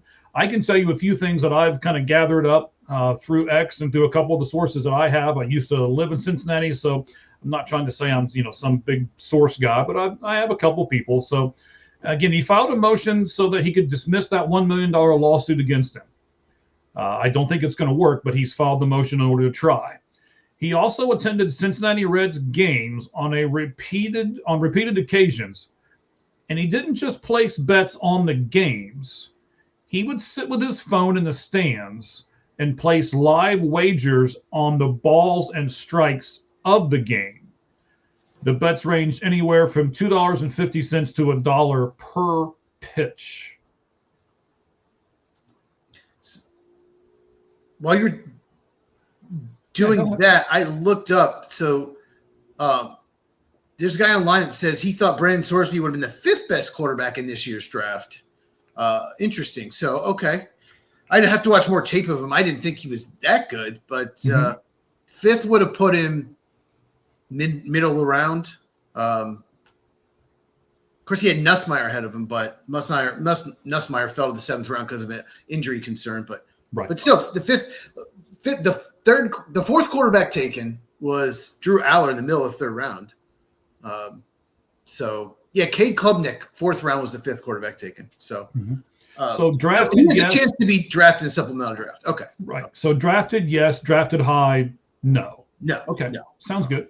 Yeah. So now he's now the Texas Tech quarterback. He's taken a leave of absence from the football program to get his gambling addiction under control. So the school announced that earlier today, actually, or it could have been yesterday, one of those two. So I don't want to dive into this too much because I want to kind of not just save this one, but we're at an hour and a half and we're going to try to keep this in under 2 hours. So I don't want to dive deep into this, and we still got our top 10 and stuff yet to go, plus the Ty Simpson stuff.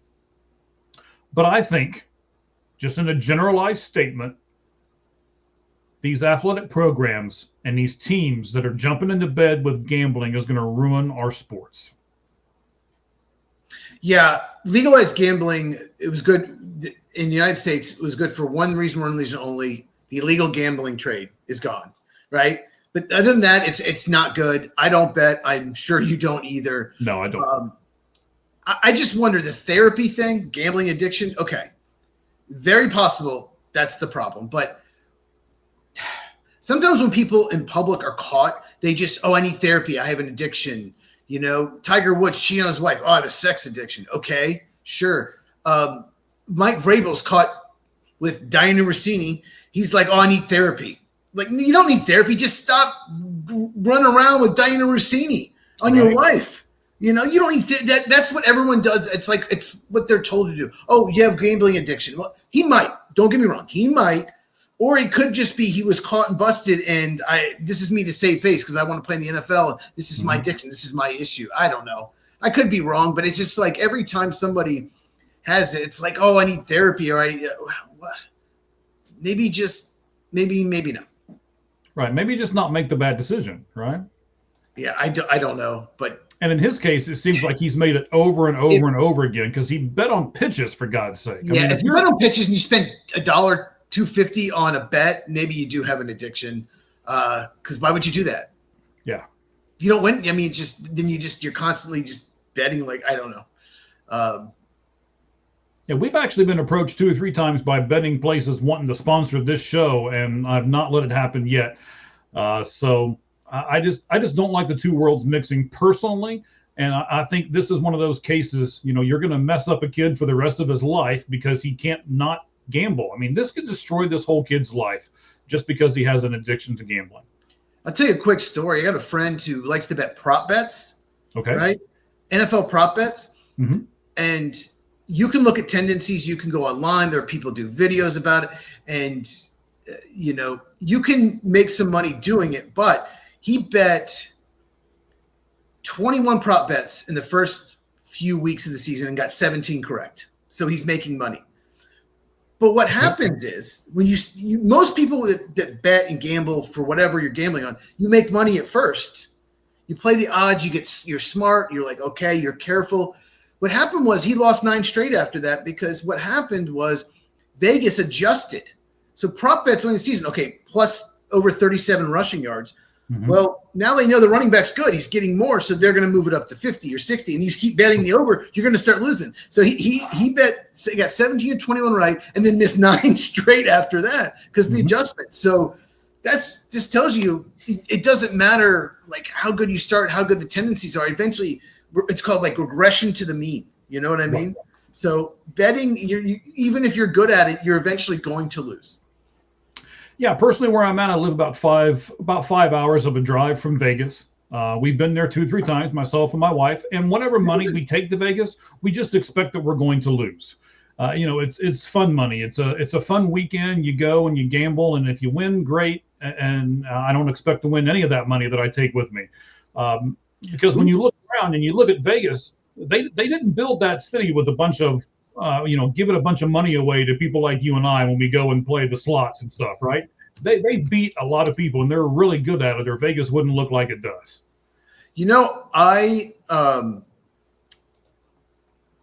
I've never been to Vegas. I do want to go, but I wouldn't even gamble. I don't even like play. I wouldn't even know what I'm doing, so I wouldn't even gamble. I go for the shows, and maybe in 2028 we can meet up. If you have a 5-hour drive, because in 2028 the A's will be there. Maybe we can go see A's Reds or A's Braves or something like that. Yeah. Yeah. And they've got a great AAA ballpark in Vegas right now. I keep saying I want to go to it. But we'll talk more about that off the air. I'd love to go to Vegas. I'm not a big gambler either. I don't want to trash Vegas right now. I wouldn't even do slots because I don't really know how to gamble. I don't even know what craps. I know it's dice. I have no idea what I'm doing. So I just never have played anything like that. So I would just go to the shows and just enjoy the other stuff at Vegas. There's plenty of other stuff to do. And I would want to go maybe to a Raiders game, maybe to the A's game.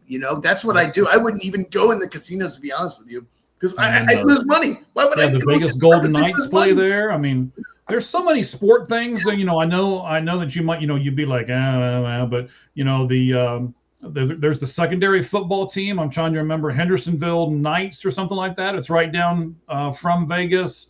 I mean, the Golden Knights play there as far as hockey goes, and there's all kinds of stuff to do besides gambling. So you got me all intrigued now. We're going to have to talk about this off the air and make something. I know they got some great shows there. Like, I'd like to go to the shows. I like magic. Like, I'm sure they got a lot of magicians and stuff like that. Yeah. Yeah, David Copperfield's there on a regular basis. So yeah, he's okay. Okay. All right. Whatever. Sorry, I mentioned somebody that you don't like. I apologize, sir.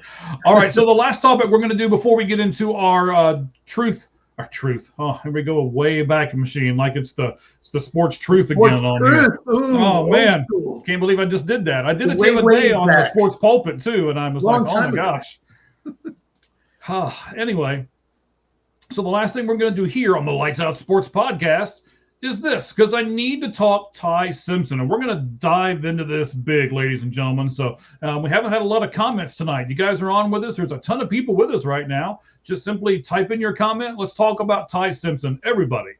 Cheese, is Ty Simpson worth a first-round pick, or even is he worth a first-round pick, first of all? And would you possibly do a late first-round pick for him, considering that would give you the fifth-year option on him as a quarterback?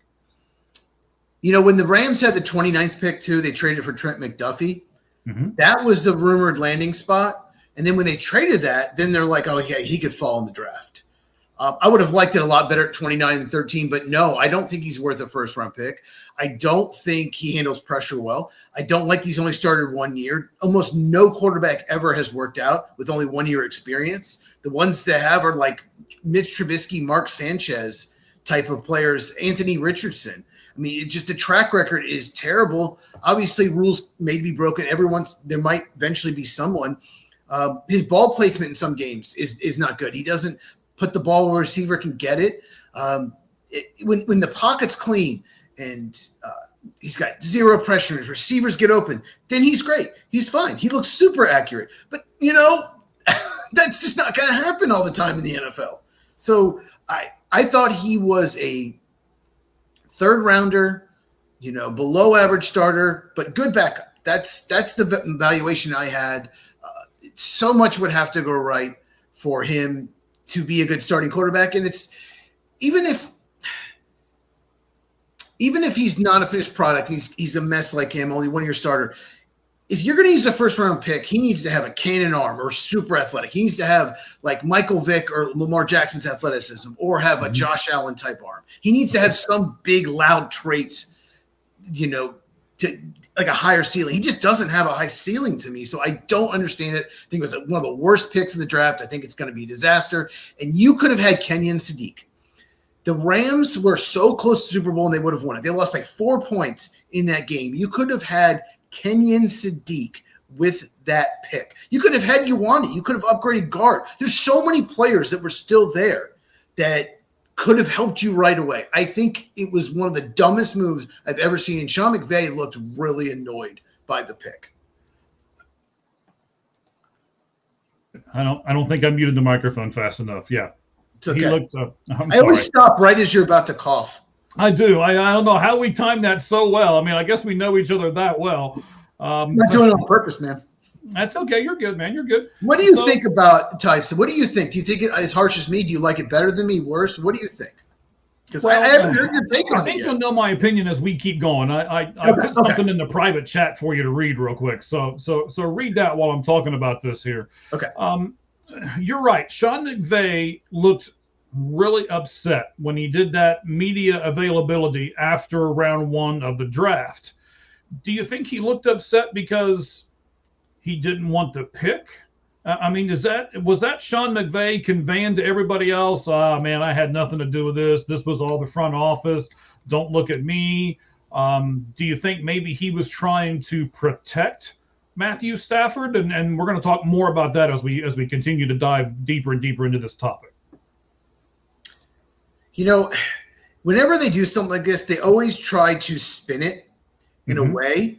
I know Aaron Rodgers pissed when the Packers drafted Jordan Love. I don't know. Staff, they're like, oh, we told them everything. It's possible they're lying. They didn't tell him. They told him after. Probably told him. I don't necessarily think they're lying, but clearly, and Sean McVay's acting like, no, it's fine, but you could tell he was annoyed. He did not want to go out and talk to me about it. He did not want that pick to be made. He probably knew it was coming, but he was annoyed. He could not hide it. He did not want that. Sean McVay, there's been rumors for a couple of years he might retire soon. I think he wants one more Super Bowl, and this is his chance to get it. And he's annoyed because if he wins one more Super Bowl, he's a guaranteed Hall of Famer. He'll retire. He'll go to TV. I think he'll be great on TV. I think that's what he wants to do. He wants to do the Tony Dungy. He wants to do the Bill Cowher. Go out on top, retire. You're going to be a Hall of Famer. Win a Super Bowl. Boom. And he'll been to 3. He's been to 2. So if they go to the Super Bowl and win it, he'll have been to 2, won 3, Hall of Famer. So he was clearly annoyed.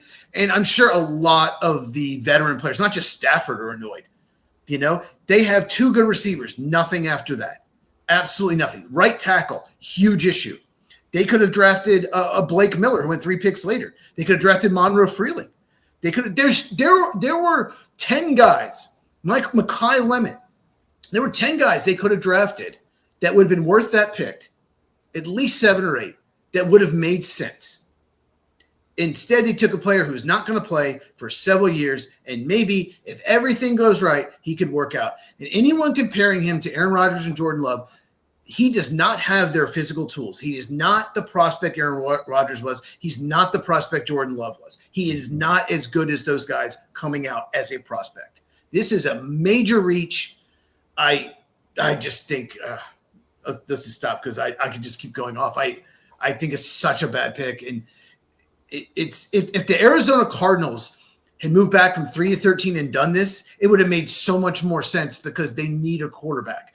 The Rams are right there, one of the best rosters in the league. They had a chance to get an impact player and blew it. Well, don't tell me not to keep going because we are. This is just question 2 of 4. Just wait. We're going to get further and further and further down this road, buddy. Your head's going to explode for this. So I think Sean McVay was put in a bad spot here. He wants to be happy because he just got what may possibly be Stafford's replacement, but he also doesn't want to be giddy about it and act like he's pushing Stafford out the door, the guy who just won the MVP, for God's sake. So I understand it, but you put your coach in a really bad spot there. And I wonder if that's why he looks so mad, because he didn't really know what to do. If I look like I love Ty Simpson, then Matthew Stafford's going to call me in the office and be like, "Hey, what the heck was that?" Or if I say something like, "Oh, Matthew's still our quarterback, and Ty will be along soon," and then Ty Simpson's going to come in and be like, "Really? You just drafted me in the first round of the draft, and you're already kind of like putting me behind the 8 ball?" He was screwed no matter which way he went, in my opinion. That's a really good point. I hadn't thought of that. But I'll say this, Matt LaFleur was very happy about Jordan Love. He wanted Jordan Love. That's his guy. So he didn't try to spin it at all, but Matt LaFleur is an idiot. So, we'll see. But no, that's very possible that he didn't know what to do and he didn't want to act happy. And so he tried to be passive aggressive and it came off looking, it made it worse for the whole situation because all of a sudden everybody's talking about it. Everybody noticed. Video went viral on X. Yeah. It took like 30 seconds. Yeah. Yeah. It's bad. You can tell he was definitely not wanting to talk to media about it at all, but he's the head coach. So you have to. Right. So let's kind of circle the wagons. And, we talked about this in our MLB segment earlier. I'm going to talk about it here in this college football segment here as well when we're talking about Ty Simpson. So according to multiple reports, Cheese, Stafford was told, you mentioned this earlier, he was told earlier that they were going to pick Simpson.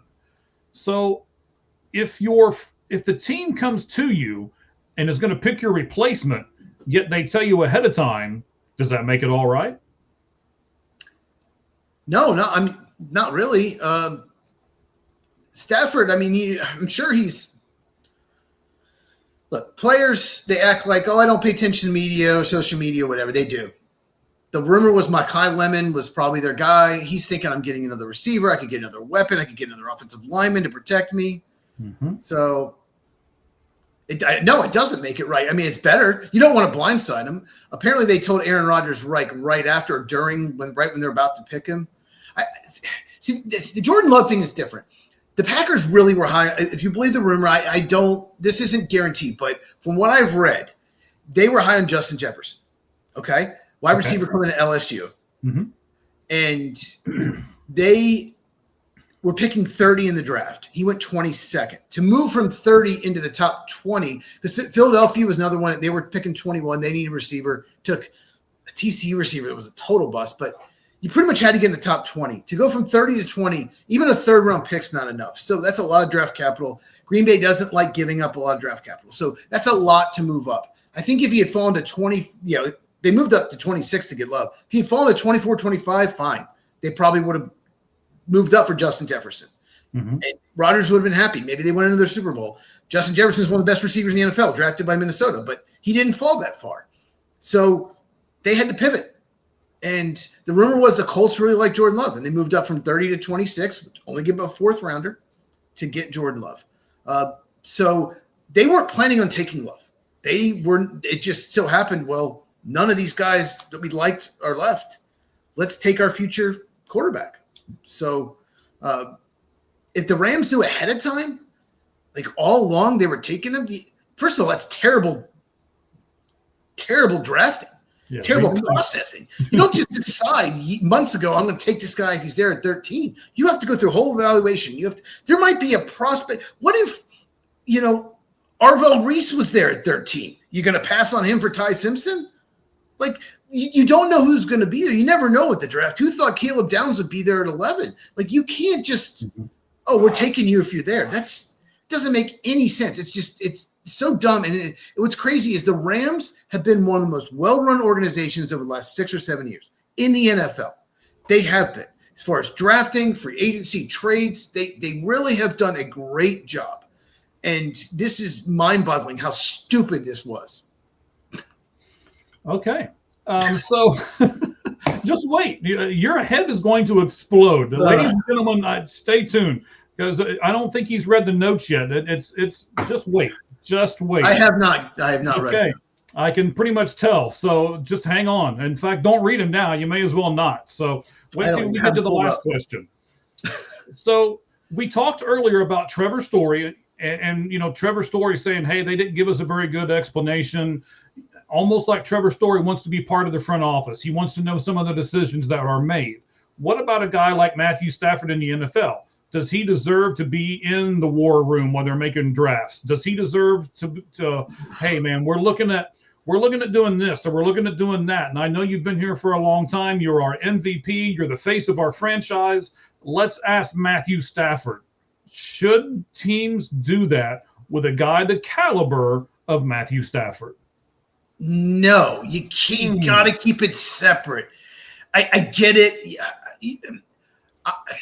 If he wanted to be involved, here's what I would do. You have to keep it separate. If you have him in the building there, he might just go to the coaches like, hey, what's going on this? Let's you get this guy. Like every quarterback that watches college football, say Stafford's a big college football fan, he's watching college football. He might have this favorite receiver, right?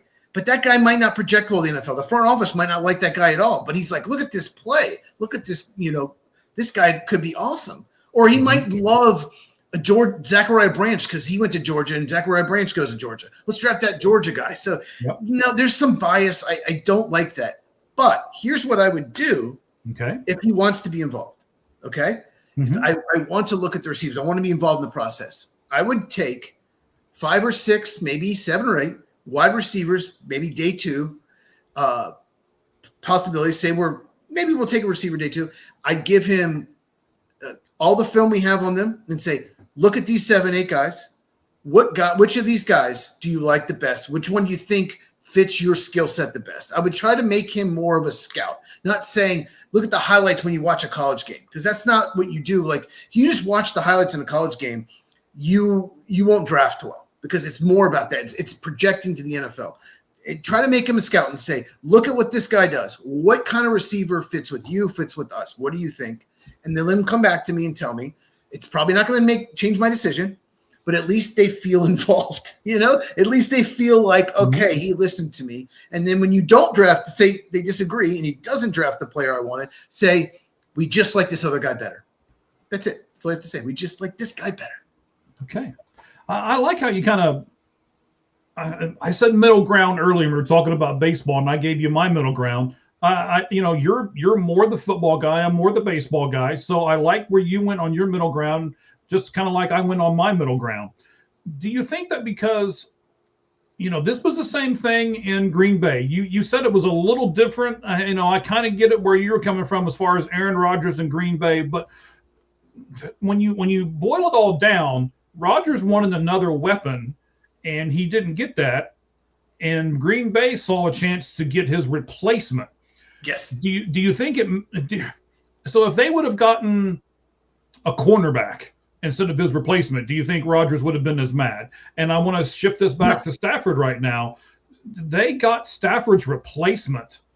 Wouldn't that upset you when you're in the prime of your career and they get a replacement for you? Well, Stafford he had a back issue going into the season. It wasn't a problem. I think he's hinted at retirement. I think he wants to win one more Super Bowl. He's won one. I think same thing with McVay. They want to win one more. He's probably, I don't think two more years at most is my guess. So he knows is at the end.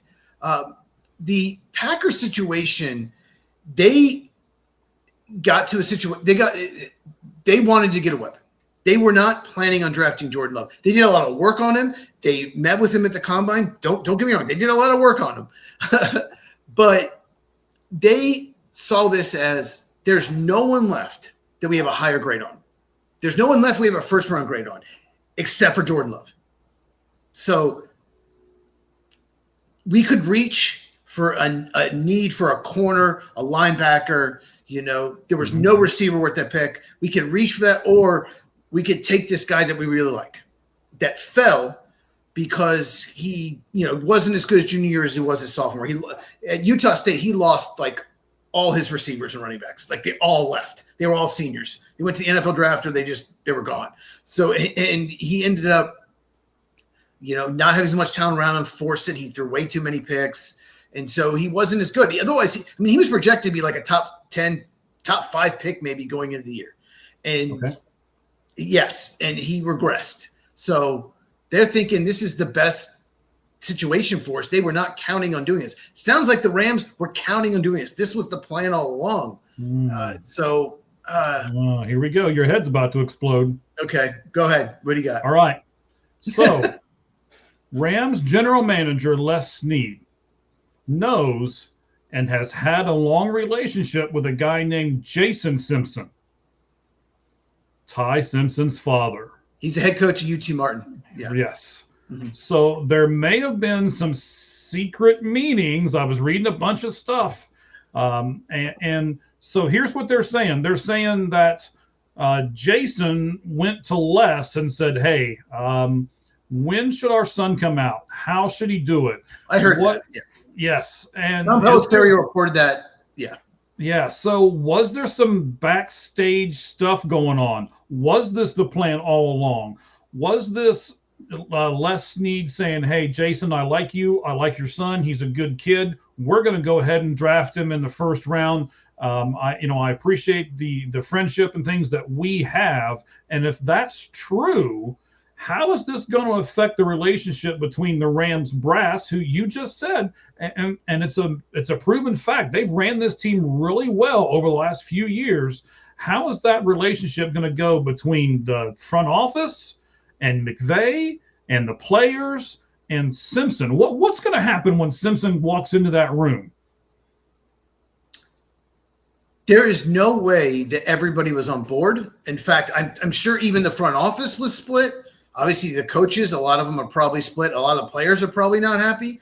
There's going to be people in the organization that are not happy at all with this move.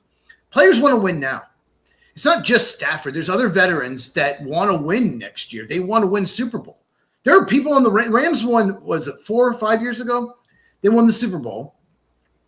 But they have not won since. And most of the players on the team have not won a Super Bowl. They want to win. Puka Nacua has not won a Super Bowl. He wasn't on the team then, Devontae Adams has never won a Super Bowl. He wants to win. He's like 32, 33 years old. He wants to win. So, this could cause a big rift, across the whole organization. But Les Snead, he's in charge of personnel. He made the decision, and the last point I want to make about what you just said, and you do not pick you do not decide who you're drafting in December for April. You do not. I don't care if you're the Raiders and you're probably taking Mendoza. You still don't decide it then. You still have to do the process. You still have to look into him. You have to look, the player. You have to bring him in for a physical, bring him in your building. I mean, Mendoza might be an outlier because what a cool dude he is. But it's even so, you don't decide in December who you're drafting. If this is true, December, January, whenever he met, during the college football playoffs, what Tom Pelissari reported, that was January? You don't decide then who you're drafting. That's terrible processing. That makes no sense. And I don't know if there was a promise made. Hey, if you come out, we'll draft you. Yeah. And then it's kind of what it seems like. Because did you see that he was offered $5 million by Miami? Miami lost Carson Beck. Yes. He should have taken it. Get another year experience. Absolutely. The last two Miami quarterbacks, one was the first overall pick. The other got drafted with 65th overall, which I think was a major reach. But, we can talk about that another time. But they both had really successful statistical seasons. It worked out. So that must be what happened, because – and then you can't go back on it if he comes out, and then you're stuck. And then all these people in the building are like, no, we can't take Ty Simpson. Kenyon Sadiq's on the board. Come on. But if you've already promised him, can you imagine if they promise him we'll take you, they change their mind, and he falls to the fourth round? In terms of that relationship anymore. Yeah. What? I said you don't have that relationship anymore. This is a mess. It is. It really is a mess. The 11, 12, 13 picks were just – it made it fun, made it entertaining. The 11, 12, 13 picks, Caleb Downs, Caden Proctor, and then Ty Simpson. If you guys want to know more about those three picks and what I thought of them, go to my channel. On Friday, I recorded a video reacting to every pick of the first round. I absolutely went off on the Dolphins for trading down, not just taking Caleb Downs. I think they're going to regret that. I think it's one of the dumbest moves by a terribly run organization. And then I actually was calm when I talked about Ty Simpson. I didn't go off because all my grumpiness, anger got out of me when they passed on, get traded down, and didn't take Caleb Downs. So I was calm with Ty Simpson, but it's still awful. I saw you sipped your coffee, and then you did your Zen moment, and then you So I absolutely did. I think the Dolphins made one of the dumbest moves in draft history. But anyway. All right. So last thing right here. Yes. If the Rams go to the Super Bowl and lose because they didn't have another offensive weapon, what are people going to say about this pick? If they lose by 4 points again, a one-score game, what do you think? I mean, they're going to go back to this. If they don't win the Super Bowl, unless they just have a disastrous year, if they go far and they don't make it, lose a close game in the playoffs, no matter where it is in the playoffs, everyone's going to go back to this spot. Everybody. Absolutely. But what if 3 years from now, Ty Simpson leads them to the Super Bowl? Then what? Well, then it was a great pick. There are a lot of Packer fans that hated the Jordan Love pick. I actually liked it. I remember going to work the next day, and I said, he's got tools to be Patrick Mahomes 2.0. And everyone was just like, oh, you idiot. Oh, you're crazy. I mean, I was like, well, dude, this guy's got talent. He's got an arm. He's got all the tools. He's just like Patrick Mahomes coming out. He had the tools, but everyone's like, oh, I don't know. He's got his things to work on. So I got trashed for that, but I was like, I like the pick. If he leads them to the Super Bowl, then it's a great pick. Packer fans are very happy for the Jordan Love pick. Would the Packers have won that Super Bowl the next year where they lost the NFC title game to Tampa if they got Justin Jefferson? I don't know. We'll never know. It's an unknown. The Rams better win the Super Bowl. Their fans are going to be pissed. If they do not win the Super Bowl this year, the fans are going to be pissed. And I still remember one more point I want to make. Mm-hmm. When toward the end of Ben Roethlisberger's career, they used a third-round pick, not first, not second, third-round pick on Mason Rudolph, quarterback, Oklahoma State. And Roethlisberger was pissed. He was pissed about a third-round quarterback because he knew third-rounder we could maybe get a player that can help right away. I'm toward the end of my career. We're trying to win a Super Bowl. Mm-hmm. And they were very good back then. He was pissed about a third-round pick. This is a first-round pick, 13th overall, with Mekhi Lemon, Kenyon Sadiq on the board. Crazy. All right. So we are going to do now that Cheese is almost talked out, he had to get coffee or whatever is in his mug there. This is water. It's just water. I don't drink coffee this late at night. Oh. Will that make you not go to bed? Yes, it would. It's called caffeine. I don't know if you've heard of it. Yeah, so I've heard of it, but I'm up all night, so I don't. As soon as we're done here, I'm going to get ready and go to work. So Oh, that's right. That's right. You work nights. Yeah, it doesn't bother me near as much as what it does you. So, all right, let's do this. We need to do our top 10 here, right? Yeah, this should be a fun one. Yes, it should. So let's get a little music in the background before we introduce it.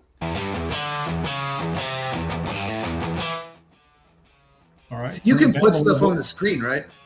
So you shouldn't have told me that you can put stuff on the screen. I'm going to send you stuff all the time now.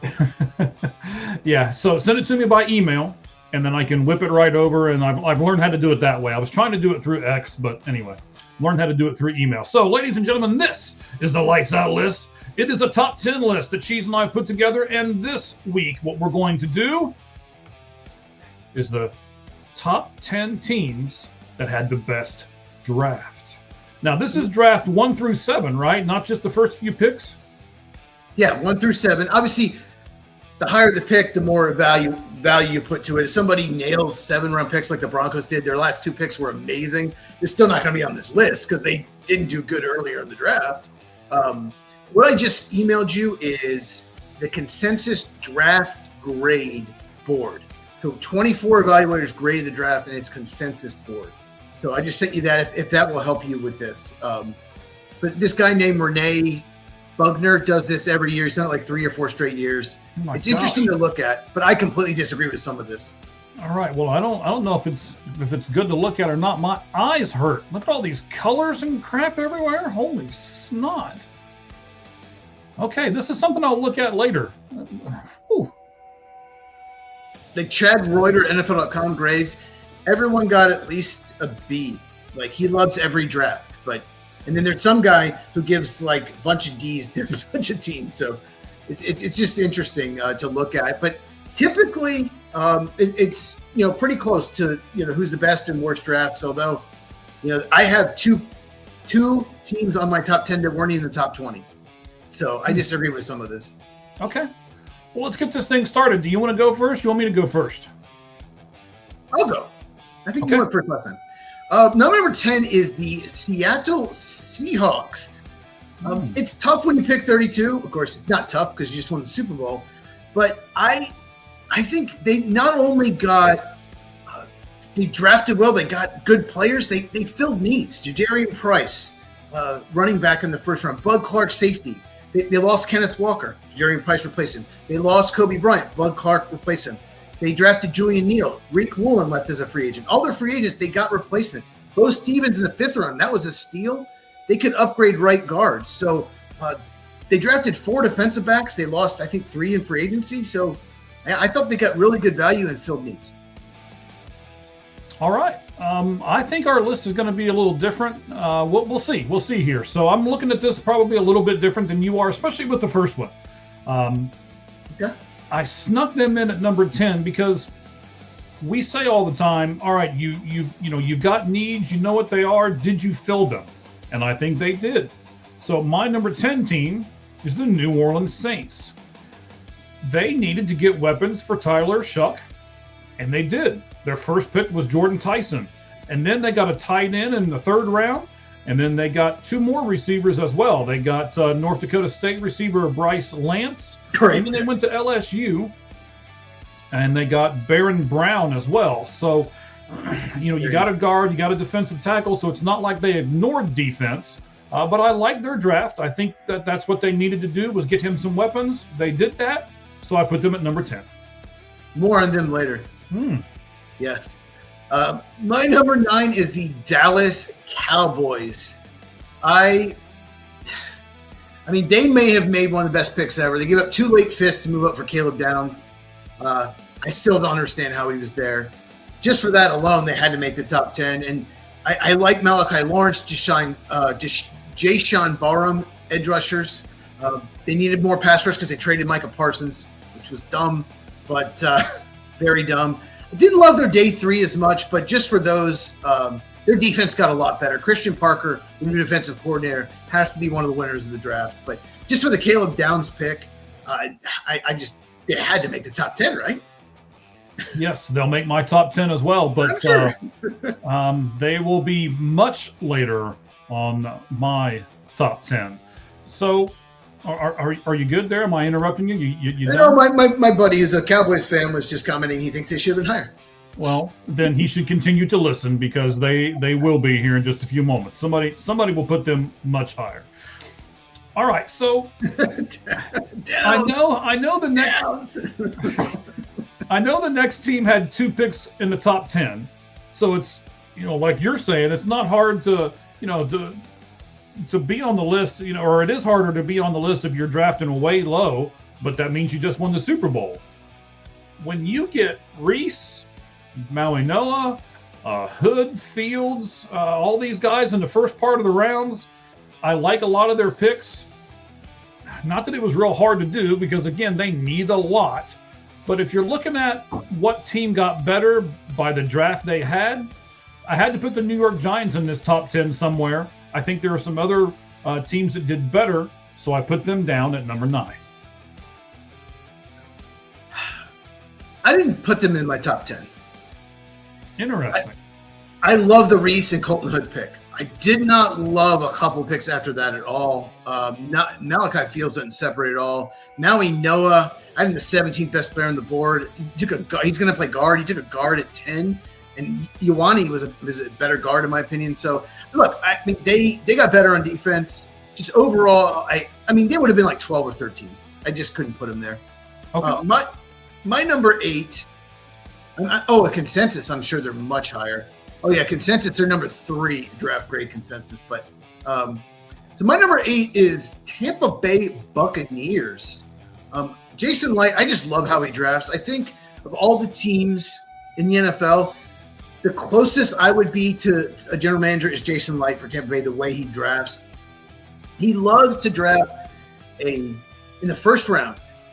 Productive player. He always drafts a guy that's maybe didn't have the most greatest traits, but guys that's really productive in college, which means less likely to bust. You got Reuben Bain Jr. this year, fell in his lap. Got Emeka Egbuka last year. Both picks were amazing. Josiah Trotter, Ted Hurst in the 3rd round. He went 84th. I had him 33rd. I think it's one of the best picks of the entire draft. And I like his day 3. Yeah, Tampa Bay, I think definitely got better, especially on defense. So New Orleans was number 10 for me. The Giants were number 9. And now we're going to look at number 8. I can't say a whole lot about this team because you basically just did it. My 8 team is the Tampa Bay Buccaneers. Okay. I, like you, Reuben Bain fell in their lap. And I love the Trotter pick.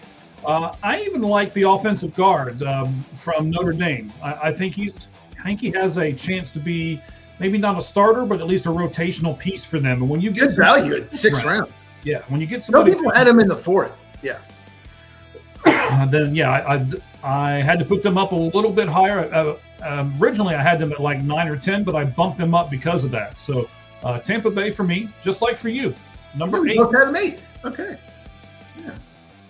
All right, my number 7 is the Carolina Panthers. Yeah, so we're gonna have 3 NFC South teams on my list. Carolina Panthers, they got Monroe Furley in the 1st round, their future left tackle. He's pretty raw, only started 1 year, but he don't have to play right away because their offensive line is set. Lee Hunter in the 2nd round, he was one of the most productive defensive tackles in college football. And then I got to talk about this. Sam Hecht, center, Kansas State in the 5th round. God, to me, he is I had him as number 1 center, pure center, thinking he can play right away. And Zakee Wheatley, safety, Penn State, 5th round also. Both those guys could have gone 3rd round. So, yeah, Carolina Panthers, I didn't dislike any of their picks. Okay. All right, I'm doing a bunch of stuff over here because I'm trying to be as smart as you on these picks here. So I'm not sure if I'm going to make it or not, but we're going to try here. So next for me is number 7. They didn't have a 1st round pick. They traded down in the 2nd round pick, but still got a really good linebacker out of Georgia. And then I like a lot of what they did from then on out. C.J. Allen is expected to be a day one starter. He's a really good linebacker. I know you projected him well. You liked him as well. Yes. And then, what is it? I believe his name, Hauke is how you say it. Is that right? I think it's Halsey, but I'm not 100% sure. Okay.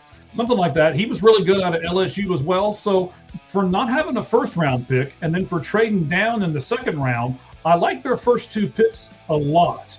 And then I gotta be a little bit of a homer here. Down in the sixth round, they got Caden Curry, edge Ohio State. And I think he's a better player than most people give him credit for. Is he going to be some huge guy that everybody's going to know his name next year? He will not. But again, a rotational piece. And I like a lot of what the Indianapolis Colts did.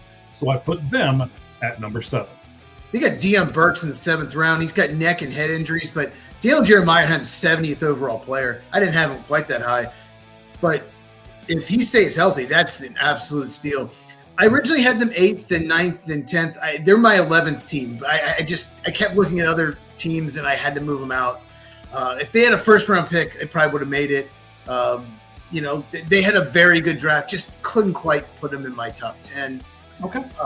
My number 6, you've already mentioned them, New Orleans Saints. Like I said, I really, NFC South, I liked all their drafts. Jordan Tyson, he's just so good. He's so smooth. He's balanced. He's polished. He gets open. Somehow he's just going to be good. If he stays healthy, he is going to be one of the best receivers in the NFL. I love watching him. I know you know him very well too. Christian Miller was a really good pick. Oscar Delp tested off the charts. Georgia needed to feature him more. Right, but Bryce Lance in the 4th round. His athleticism was like 99.8th percentile. He's tall. He's fast. North Dakota State, so what? He should have gone at least 3rd round. Like at worst, he's a deep threat. But I think his upside so much more. I absolutely loved the Saints draft. Like you mentioned, they got really good weapons for their quarterback. In fact, I probably should have put him higher in 6, but that's just where it fell. Well, let me give you some baseball breaking news here. Jonathan India is done for the season. He's going to undergo a labral repair surgery. So Jonathan India for the Kansas City Royals out for the season. And then I don't know if you saw this or not. We're doing football here. The Titans president of football operations, Chad Brinker, announced he's stepping down. There's a big statement here. I'll put it up on our X account. You can go over and see it. Okay. Do that right now. All right, there we go. So New Orleans, New York Giants, Tampa Bay, Indianapolis, and now I'm going to be interested to see if you'll agree with me on this one, especially as high as I have them at number 6. But I love their number 2 pick. I love their number 1 pick. And then I like some of the things later on in the draft. I got to give them props for what they've done. 8 picks, a tight end, multiple linebackers, and they just bolstered a defense that was already really good with a guy named Caden McDonald with their 2nd round pick. I put the Houston Texans at number 6. The guard from Georgia Tech is going to be a starter day 1. Then they strengthened that defensive line. They got themselves a good offensive tight end from Michigan. And then on down the line, I like a lot of their picks. And in fact, Lewis Bond, a wide receiver of Boston College, I think he's got a chance to be special. No, a contributor. Yes. And when you get that in the 6th round, I like that for them. So I put the Houston Texans at number 6. They didn't make my top 10, but they were under consideration. Would have been in my top 15. Just couldn't find a spot for them. It's one of those things where like 24, 25 teams look like they did good. You know, there really aren't a lot. There's like 3 or 4 teams that have been really bad, but most teams look pretty good in this draft. So you just have to. I just couldn't find a spot for them. My number 5 is the Pittsburgh Steelers. Love Max Iheanacho, offensive tackle, Arizona State. I've talked about him so many times. You watch my channel. I cannot say more good things about him. The person, the player, the upside. Somehow, I think he's going to be their franchise left tackle. Jeremy Bernard, was great second round pick. Jennings Dunker, late third round. I thought he'd go a round higher than that. And they had a good day 3. You mentioned you love the pick, Eli Heidenreich, at the end with Navy. He has tools you can work with. I think he could be a good slot receiver. And Pittsburgh got better. They had a lot of picks. They absolutely got better. Didn't love the Drew Aller pick, but they had 3 third-round picks, so why not use one on take a shot? So, yeah, Pittsburgh Steelers number 5. All right. So you've got a team from that division in the 5th spot, and so do I. My 5th round selection, I couldn't put them any higher than this because I think I would have been a homer had I have done so. But I do not like what the Arizona Cardinals did overall in their draft, but I do like what the Cincinnati Bengals did in theirs. They got Cassius Howe, which basically is a younger version of Trey Hendrickson. I said that they needed help on defense. Everybody said they needed help on defense. So they went out with the 2nd pick and got a pretty good cornerback from Washington. Excuse me. Then they got a center from Auburn. The wide receiver, number 4, we know about his problems. We talked about that on yesterday's show. If you guys haven't had a chance to do that, go back and take a look at that, Mr. Young. But I like a lot of what they did, especially in the upper rounds. They went after the defense that they needed to, and I can't fault them for that. So Cincinnati, number 5 for me. Who's your number 5, sir? Or is it 4? My number 4. 4. Yeah, 4 is... Even though they didn't have a 2nd round pick, I liked every single one of their picks. And that's Washington, the Redskins. That's what it should be. Oh, my God. So, okay. I don't know if they did. They just sat there and let the board come to them. They didn't. I don't think they traded up. I don't think they traded down. I think they just made their picks. Sonny Styles, 7th overall. Absolute steal. I think I had him as the 4th best player. Antonio Williams, wide receiver, Clemson, went 71. I thought he'd go late 2nd round, which is like 5th in the late 50s. He goes 71. He's so dynamic after the catch. They need another receiver opposite Terry McLaurin. Then they don't pick into the 5th round, but they got Joshua Josephs, edge rusher, Tennessee. I thought he had a chance to go in the 3rd round. He's a designated pass rusher only, but he had a really good season. Katron Allen, running back, Penn State in the 6th round. He was my number, I think, 4 or 5 running back in this class. They got him in the 6th round. Matt Golban, he was in my top 100. They got him 209, center from Michigan State. He can play all 3 interior spots. At worst, he's a backup at those spots. I just cannot believe they got these players at that spot. They would be higher on my list if they had a 2nd or 4th round pick. They took a quarterback, Rutgers, in the 2nd round that I never even watched. But I don't even care because it's 7th round. But yeah, Washington, God, from what they had, what they got is incredible. Yeah. I mean, they were my number 11. They're not going to be in my top 10. I flirted with them and the Giants and the New Orleans Saints at the bottom. And it's really hard for me. These top 4 teams, they can kind of be interchangeable too, but I had to put them in some kind of order. So I decided to do it this way. My number 14 is going to be the team that you repeat 3 times in a row, the New York Jets. I do love David Bailey. They got him at the number 2. And then you've got to love the fact that they went out and they addressed their needs. We have said on this very show multiple times, before you get the running back, get the line in front of them. The Jets are going to get a quarterback next year. We all know they are. And they got 2 really good weapons in this draft so that they can be there when they get their quarterback next year in Sadiq and Cooper Jr. I'm not quite as high as some other people are on Cooper Jr. I heard Joel Klatt just like slobber and drool over him on his podcast this week. Oh, during the draft, he slobbered all over him. He wouldn't shut up about him. Yeah. Oh my gosh, man. But I'm not that high on him, but I like the weapons they got and where they got those weapons at. So especially with those first 3 picks, I had to put them in the top 4, the Jets, number 4. More on them later. My number 3 is the Las Vegas Raiders. I know it's easy when you're in the first overall pick. And I was like, maybe I can move them down, but I just couldn't move them past 3. Trey Dan Stukes, he's an older prospect. He's going to be 24. But his film was incredible at Arizona. I mean, he's a playmaker. He can play slot corner, maybe play safety.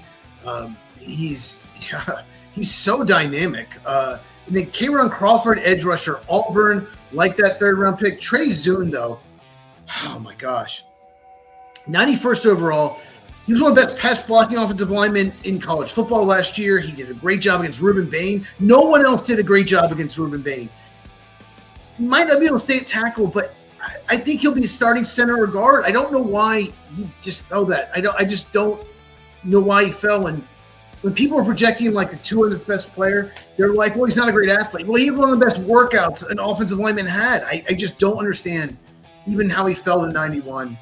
And they took a shot. Jermon McCoy has a knee issue, but 4th round, why not take a shot? Mike Washington, running back, Arkansas. He was expected to go higher. Got him in the 4th round. Yeah, Raiders really nailed this draft. And, of course, Fernando Mendoza will be your franchise quarterback. So, Raiders, number 3. All right. I'm not near as high on a lot of those people, including Fernando Mendoza as what you are. I think he almost was a selection by proxy as far as that part goes. Don't give up on him. Sure. Yeah, I think he's more of a... Don't bet against him. Don't bet against him? Is that Don't bet against that guy. You thought he was more what? I thought he was more of a system quarterback. I disagree, but okay. Okay, and you're allowed to. You're allowed to be wrong. Anyway, who was your Dallas Cowboy guy? My friend? Yeah, who's your Dallas Cowboy friend? John. John? Yeah. John. Stick with me, buddy. Make much more sense right now. Number 3, the Dallas Cowboys. They got Caleb Downs in the 1st round, for God's sake. Then they went out and they got what they needed, an edge guy from UCF. So they got the best player, in my opinion, in the entire draft, Caleb Downs at safety, the one that I wanted the Arizona Cardinals to take. Then they got a good edge rusher. And then just listen to the schools. Their next pick, Michigan, then Penn State, then Florida, then Alabama. They went after these big schools, got themselves some great people from those schools that have had tons and tons of experience. 5 of their 7 selections were on defense, and we all know they needed defense. If I'm going to give other teams credit for going out and getting what they needed, I need to do the same with the Dallas Cowboys. And because they got Caleb Downs and Lawrence, I'm going to bump them up and put them at number 3. Okay. My number 2, you've already mentioned them. It's the New York Jets. Oh my gosh. I would have actually gone over Reese over David Bailey. I didn't love that pick. I had Bailey 8th, but even so, I mean, he's a really, really good edge rusher. So I get why they did it. But the next 4 picks were just unbelievable. Kenyon Sadiq at 16. It's like you have to make that pick. Sometimes someone falls to you. Doesn't matter what position you play. You just have to make that pick. Kenyon Sadiq is going to be a nightmare for opposing defensive coordinators. He's so fast. He's just going to be such a weapon. Omar Cooper Jr., it's kind of about where I had him going, I think around 30, but he's a slot receiver. They already, they got Sadiq and you have Garrett Wilson, and now they have Cooper to play the slot. They have Cooper to play the slot. Another good value there, late 1st round. There were people thought they'd take him at 16, which I thought would have been a reach, but 30, I like it. D'Angelo Pons at pick 50, he has everything but height. Everything but height. If he was 5'11 and a half, he would have gone in the teens. He goes at pick 50. Oh, man. I don't care that yes, you don't want him covering Mike Evans, but, I mean, the Jets going to play the 49ers? Probably not. D'Angelo Pons going to be the steal of the draft. Darrell Jackson Jr. in the 4th round, really good run defender with upside from Florida State. And even, like, their 6th-round pick, Inez Cooper, guard Miami, that was good value. VJ Payne, safety, Kansas State, 7th round. Cade Klubnik, that was a dumb pick, but that was a wasted pick. But other than that, like, the Jets got better and they got impact players. They got guys that can be playmakers. They got 4 of them in this draft. Yep. Knocked it out of the park. I just couldn't put them number 1 because someone did even better, if that's possible. But this is an amazing draft for the New York Jets, and they needed it. They did. They needed this draft. I had them at 4. I wanted to put them a little higher, but I didn't, just because I looked at them and said, well, pretty much anything they take is going to be better than what they got. So I put them down a notch because of that. Nico Horner, man, I tell you what, he is just a stud. 2 runs are going to score. He just came through. 2 strikes, 2 out. I love Nico Horner. Yeah. Yeah, we talked about him earlier in the show. If I have a son, it might have to be Nico. It might have to be. I have to talk a shot about that. So, Cheese, I hate doing this. I really, really do. But I've got 2 division rivals from my number 1 team as number 2 and 1. I think I know who you. I think are they AFC North team? It's killing me. AFC North. Oh, okay. I think. Well. Okay, go ahead. Number 2. They used to be called the Steel Curtain. They're just an aluminum curtain. That's all they are. So we'll go with that first. But, man, they had a great draft. Number 1 overall, I said this on the show yesterday. Go back and watch it. It was a great show that we did just on the NFL stuff. I think they're going to be better with Max Iheanacho more than they would Lemon at receiver. I think this is going to be a great long-term fit for them. I know he's not going to be exactly what everybody wants this coming season, but I think long-term he's going to be. I love the Bernard pick from Alabama, wide receiver. You brought it up. I certainly agree with you. A lot of times, Ty Simpson, who we talked about earlier in this show, would go to Bernard more than he would anybody else in tough situations. I like that, and I think that you're going to see Pittsburgh do the same thing.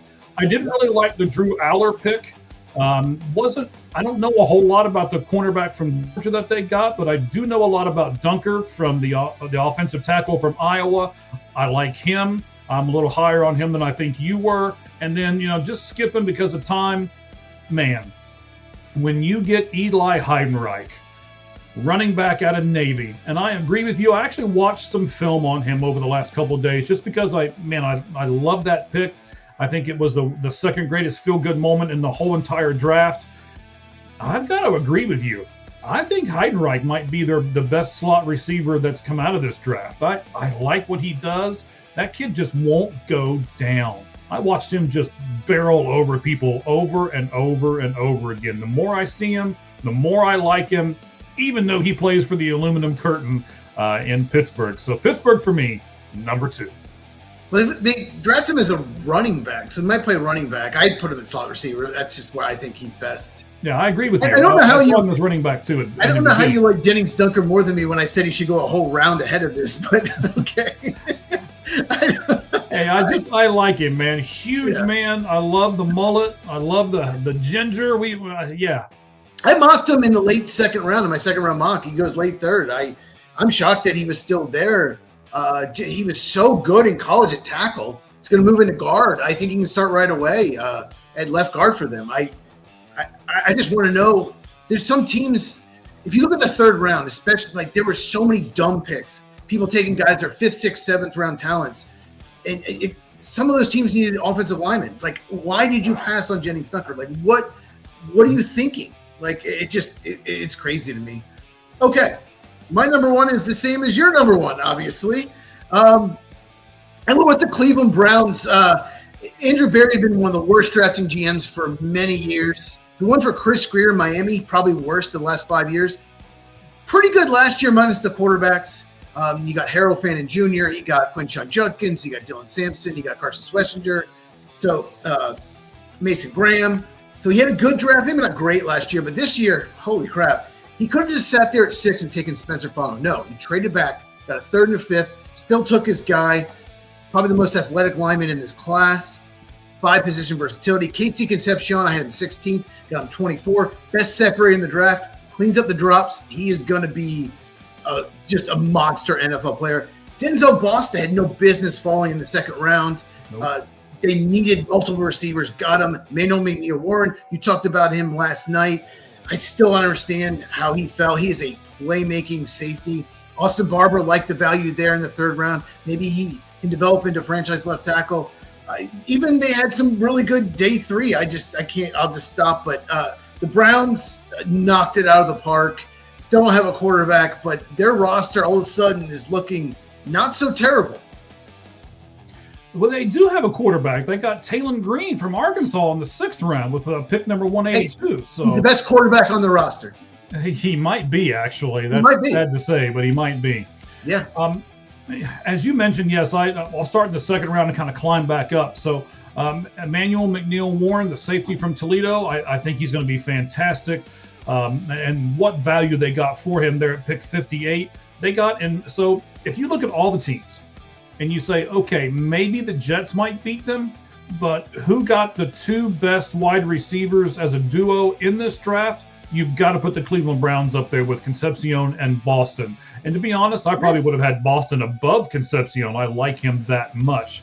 And they're very different too. Like you got like Boston's this big physical contested catch guy. He's going to win. He's goal. And then you got your separator Concepcion. They're going to play off each other so well. And they've got a good tight end, so they'll make that tight end even better as well. So yes, I'm a little scared actually being a Bengals fan. Yeah, they have two good running. They got their offensive linemen in the first, like 9th overall. All of a sudden, the Cleveland Browns might not be the laughingstock of the NFL. And in round one, as you mentioned, they did it exactly how you should do it. They couldn't have played it any more perfect. They traded down, got a couple more picks, and they still got the guy they wanted originally when they were supposed to pick. So for that, I had to put them at number one. You can't ask for anything more from a from a draft standpoint. They filled needs, and they filled their biggest needs too. Yes, I agree. Besides quarterback, all the other needs they filled.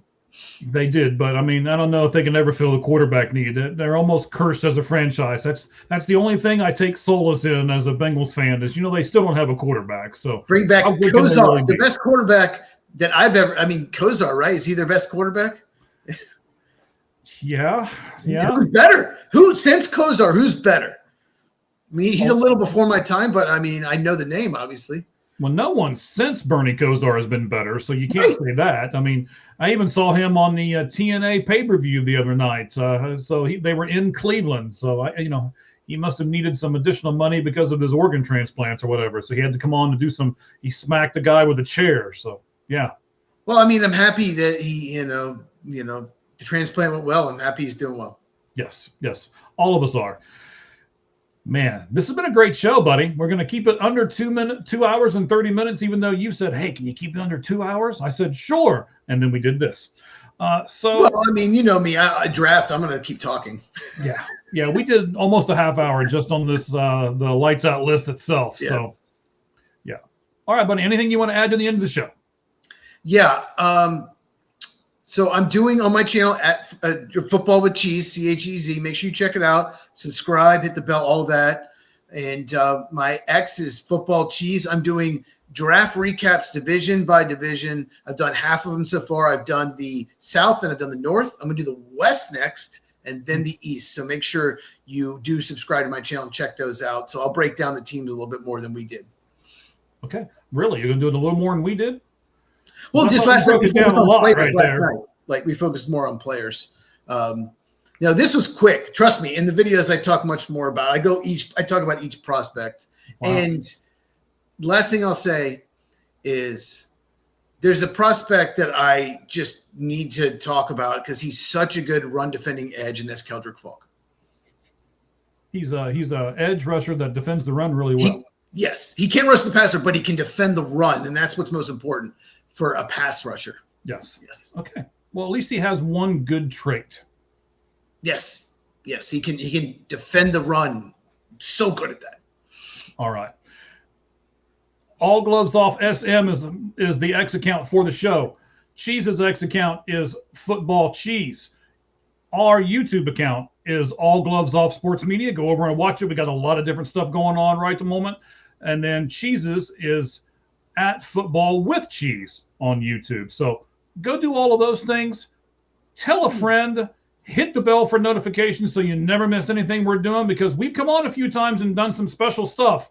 The draft is kind of winding down a little bit. We'll focus a little bit more on baseball, but we'll make sure that we do some things on the college draft next week as well. So for everybody here and all of you out there, thank you very much for listening to us. And as we say at the end of every broadcast, the only thing that's fair in life is a baseball hit between the third and first base lines. Good evening, everyone.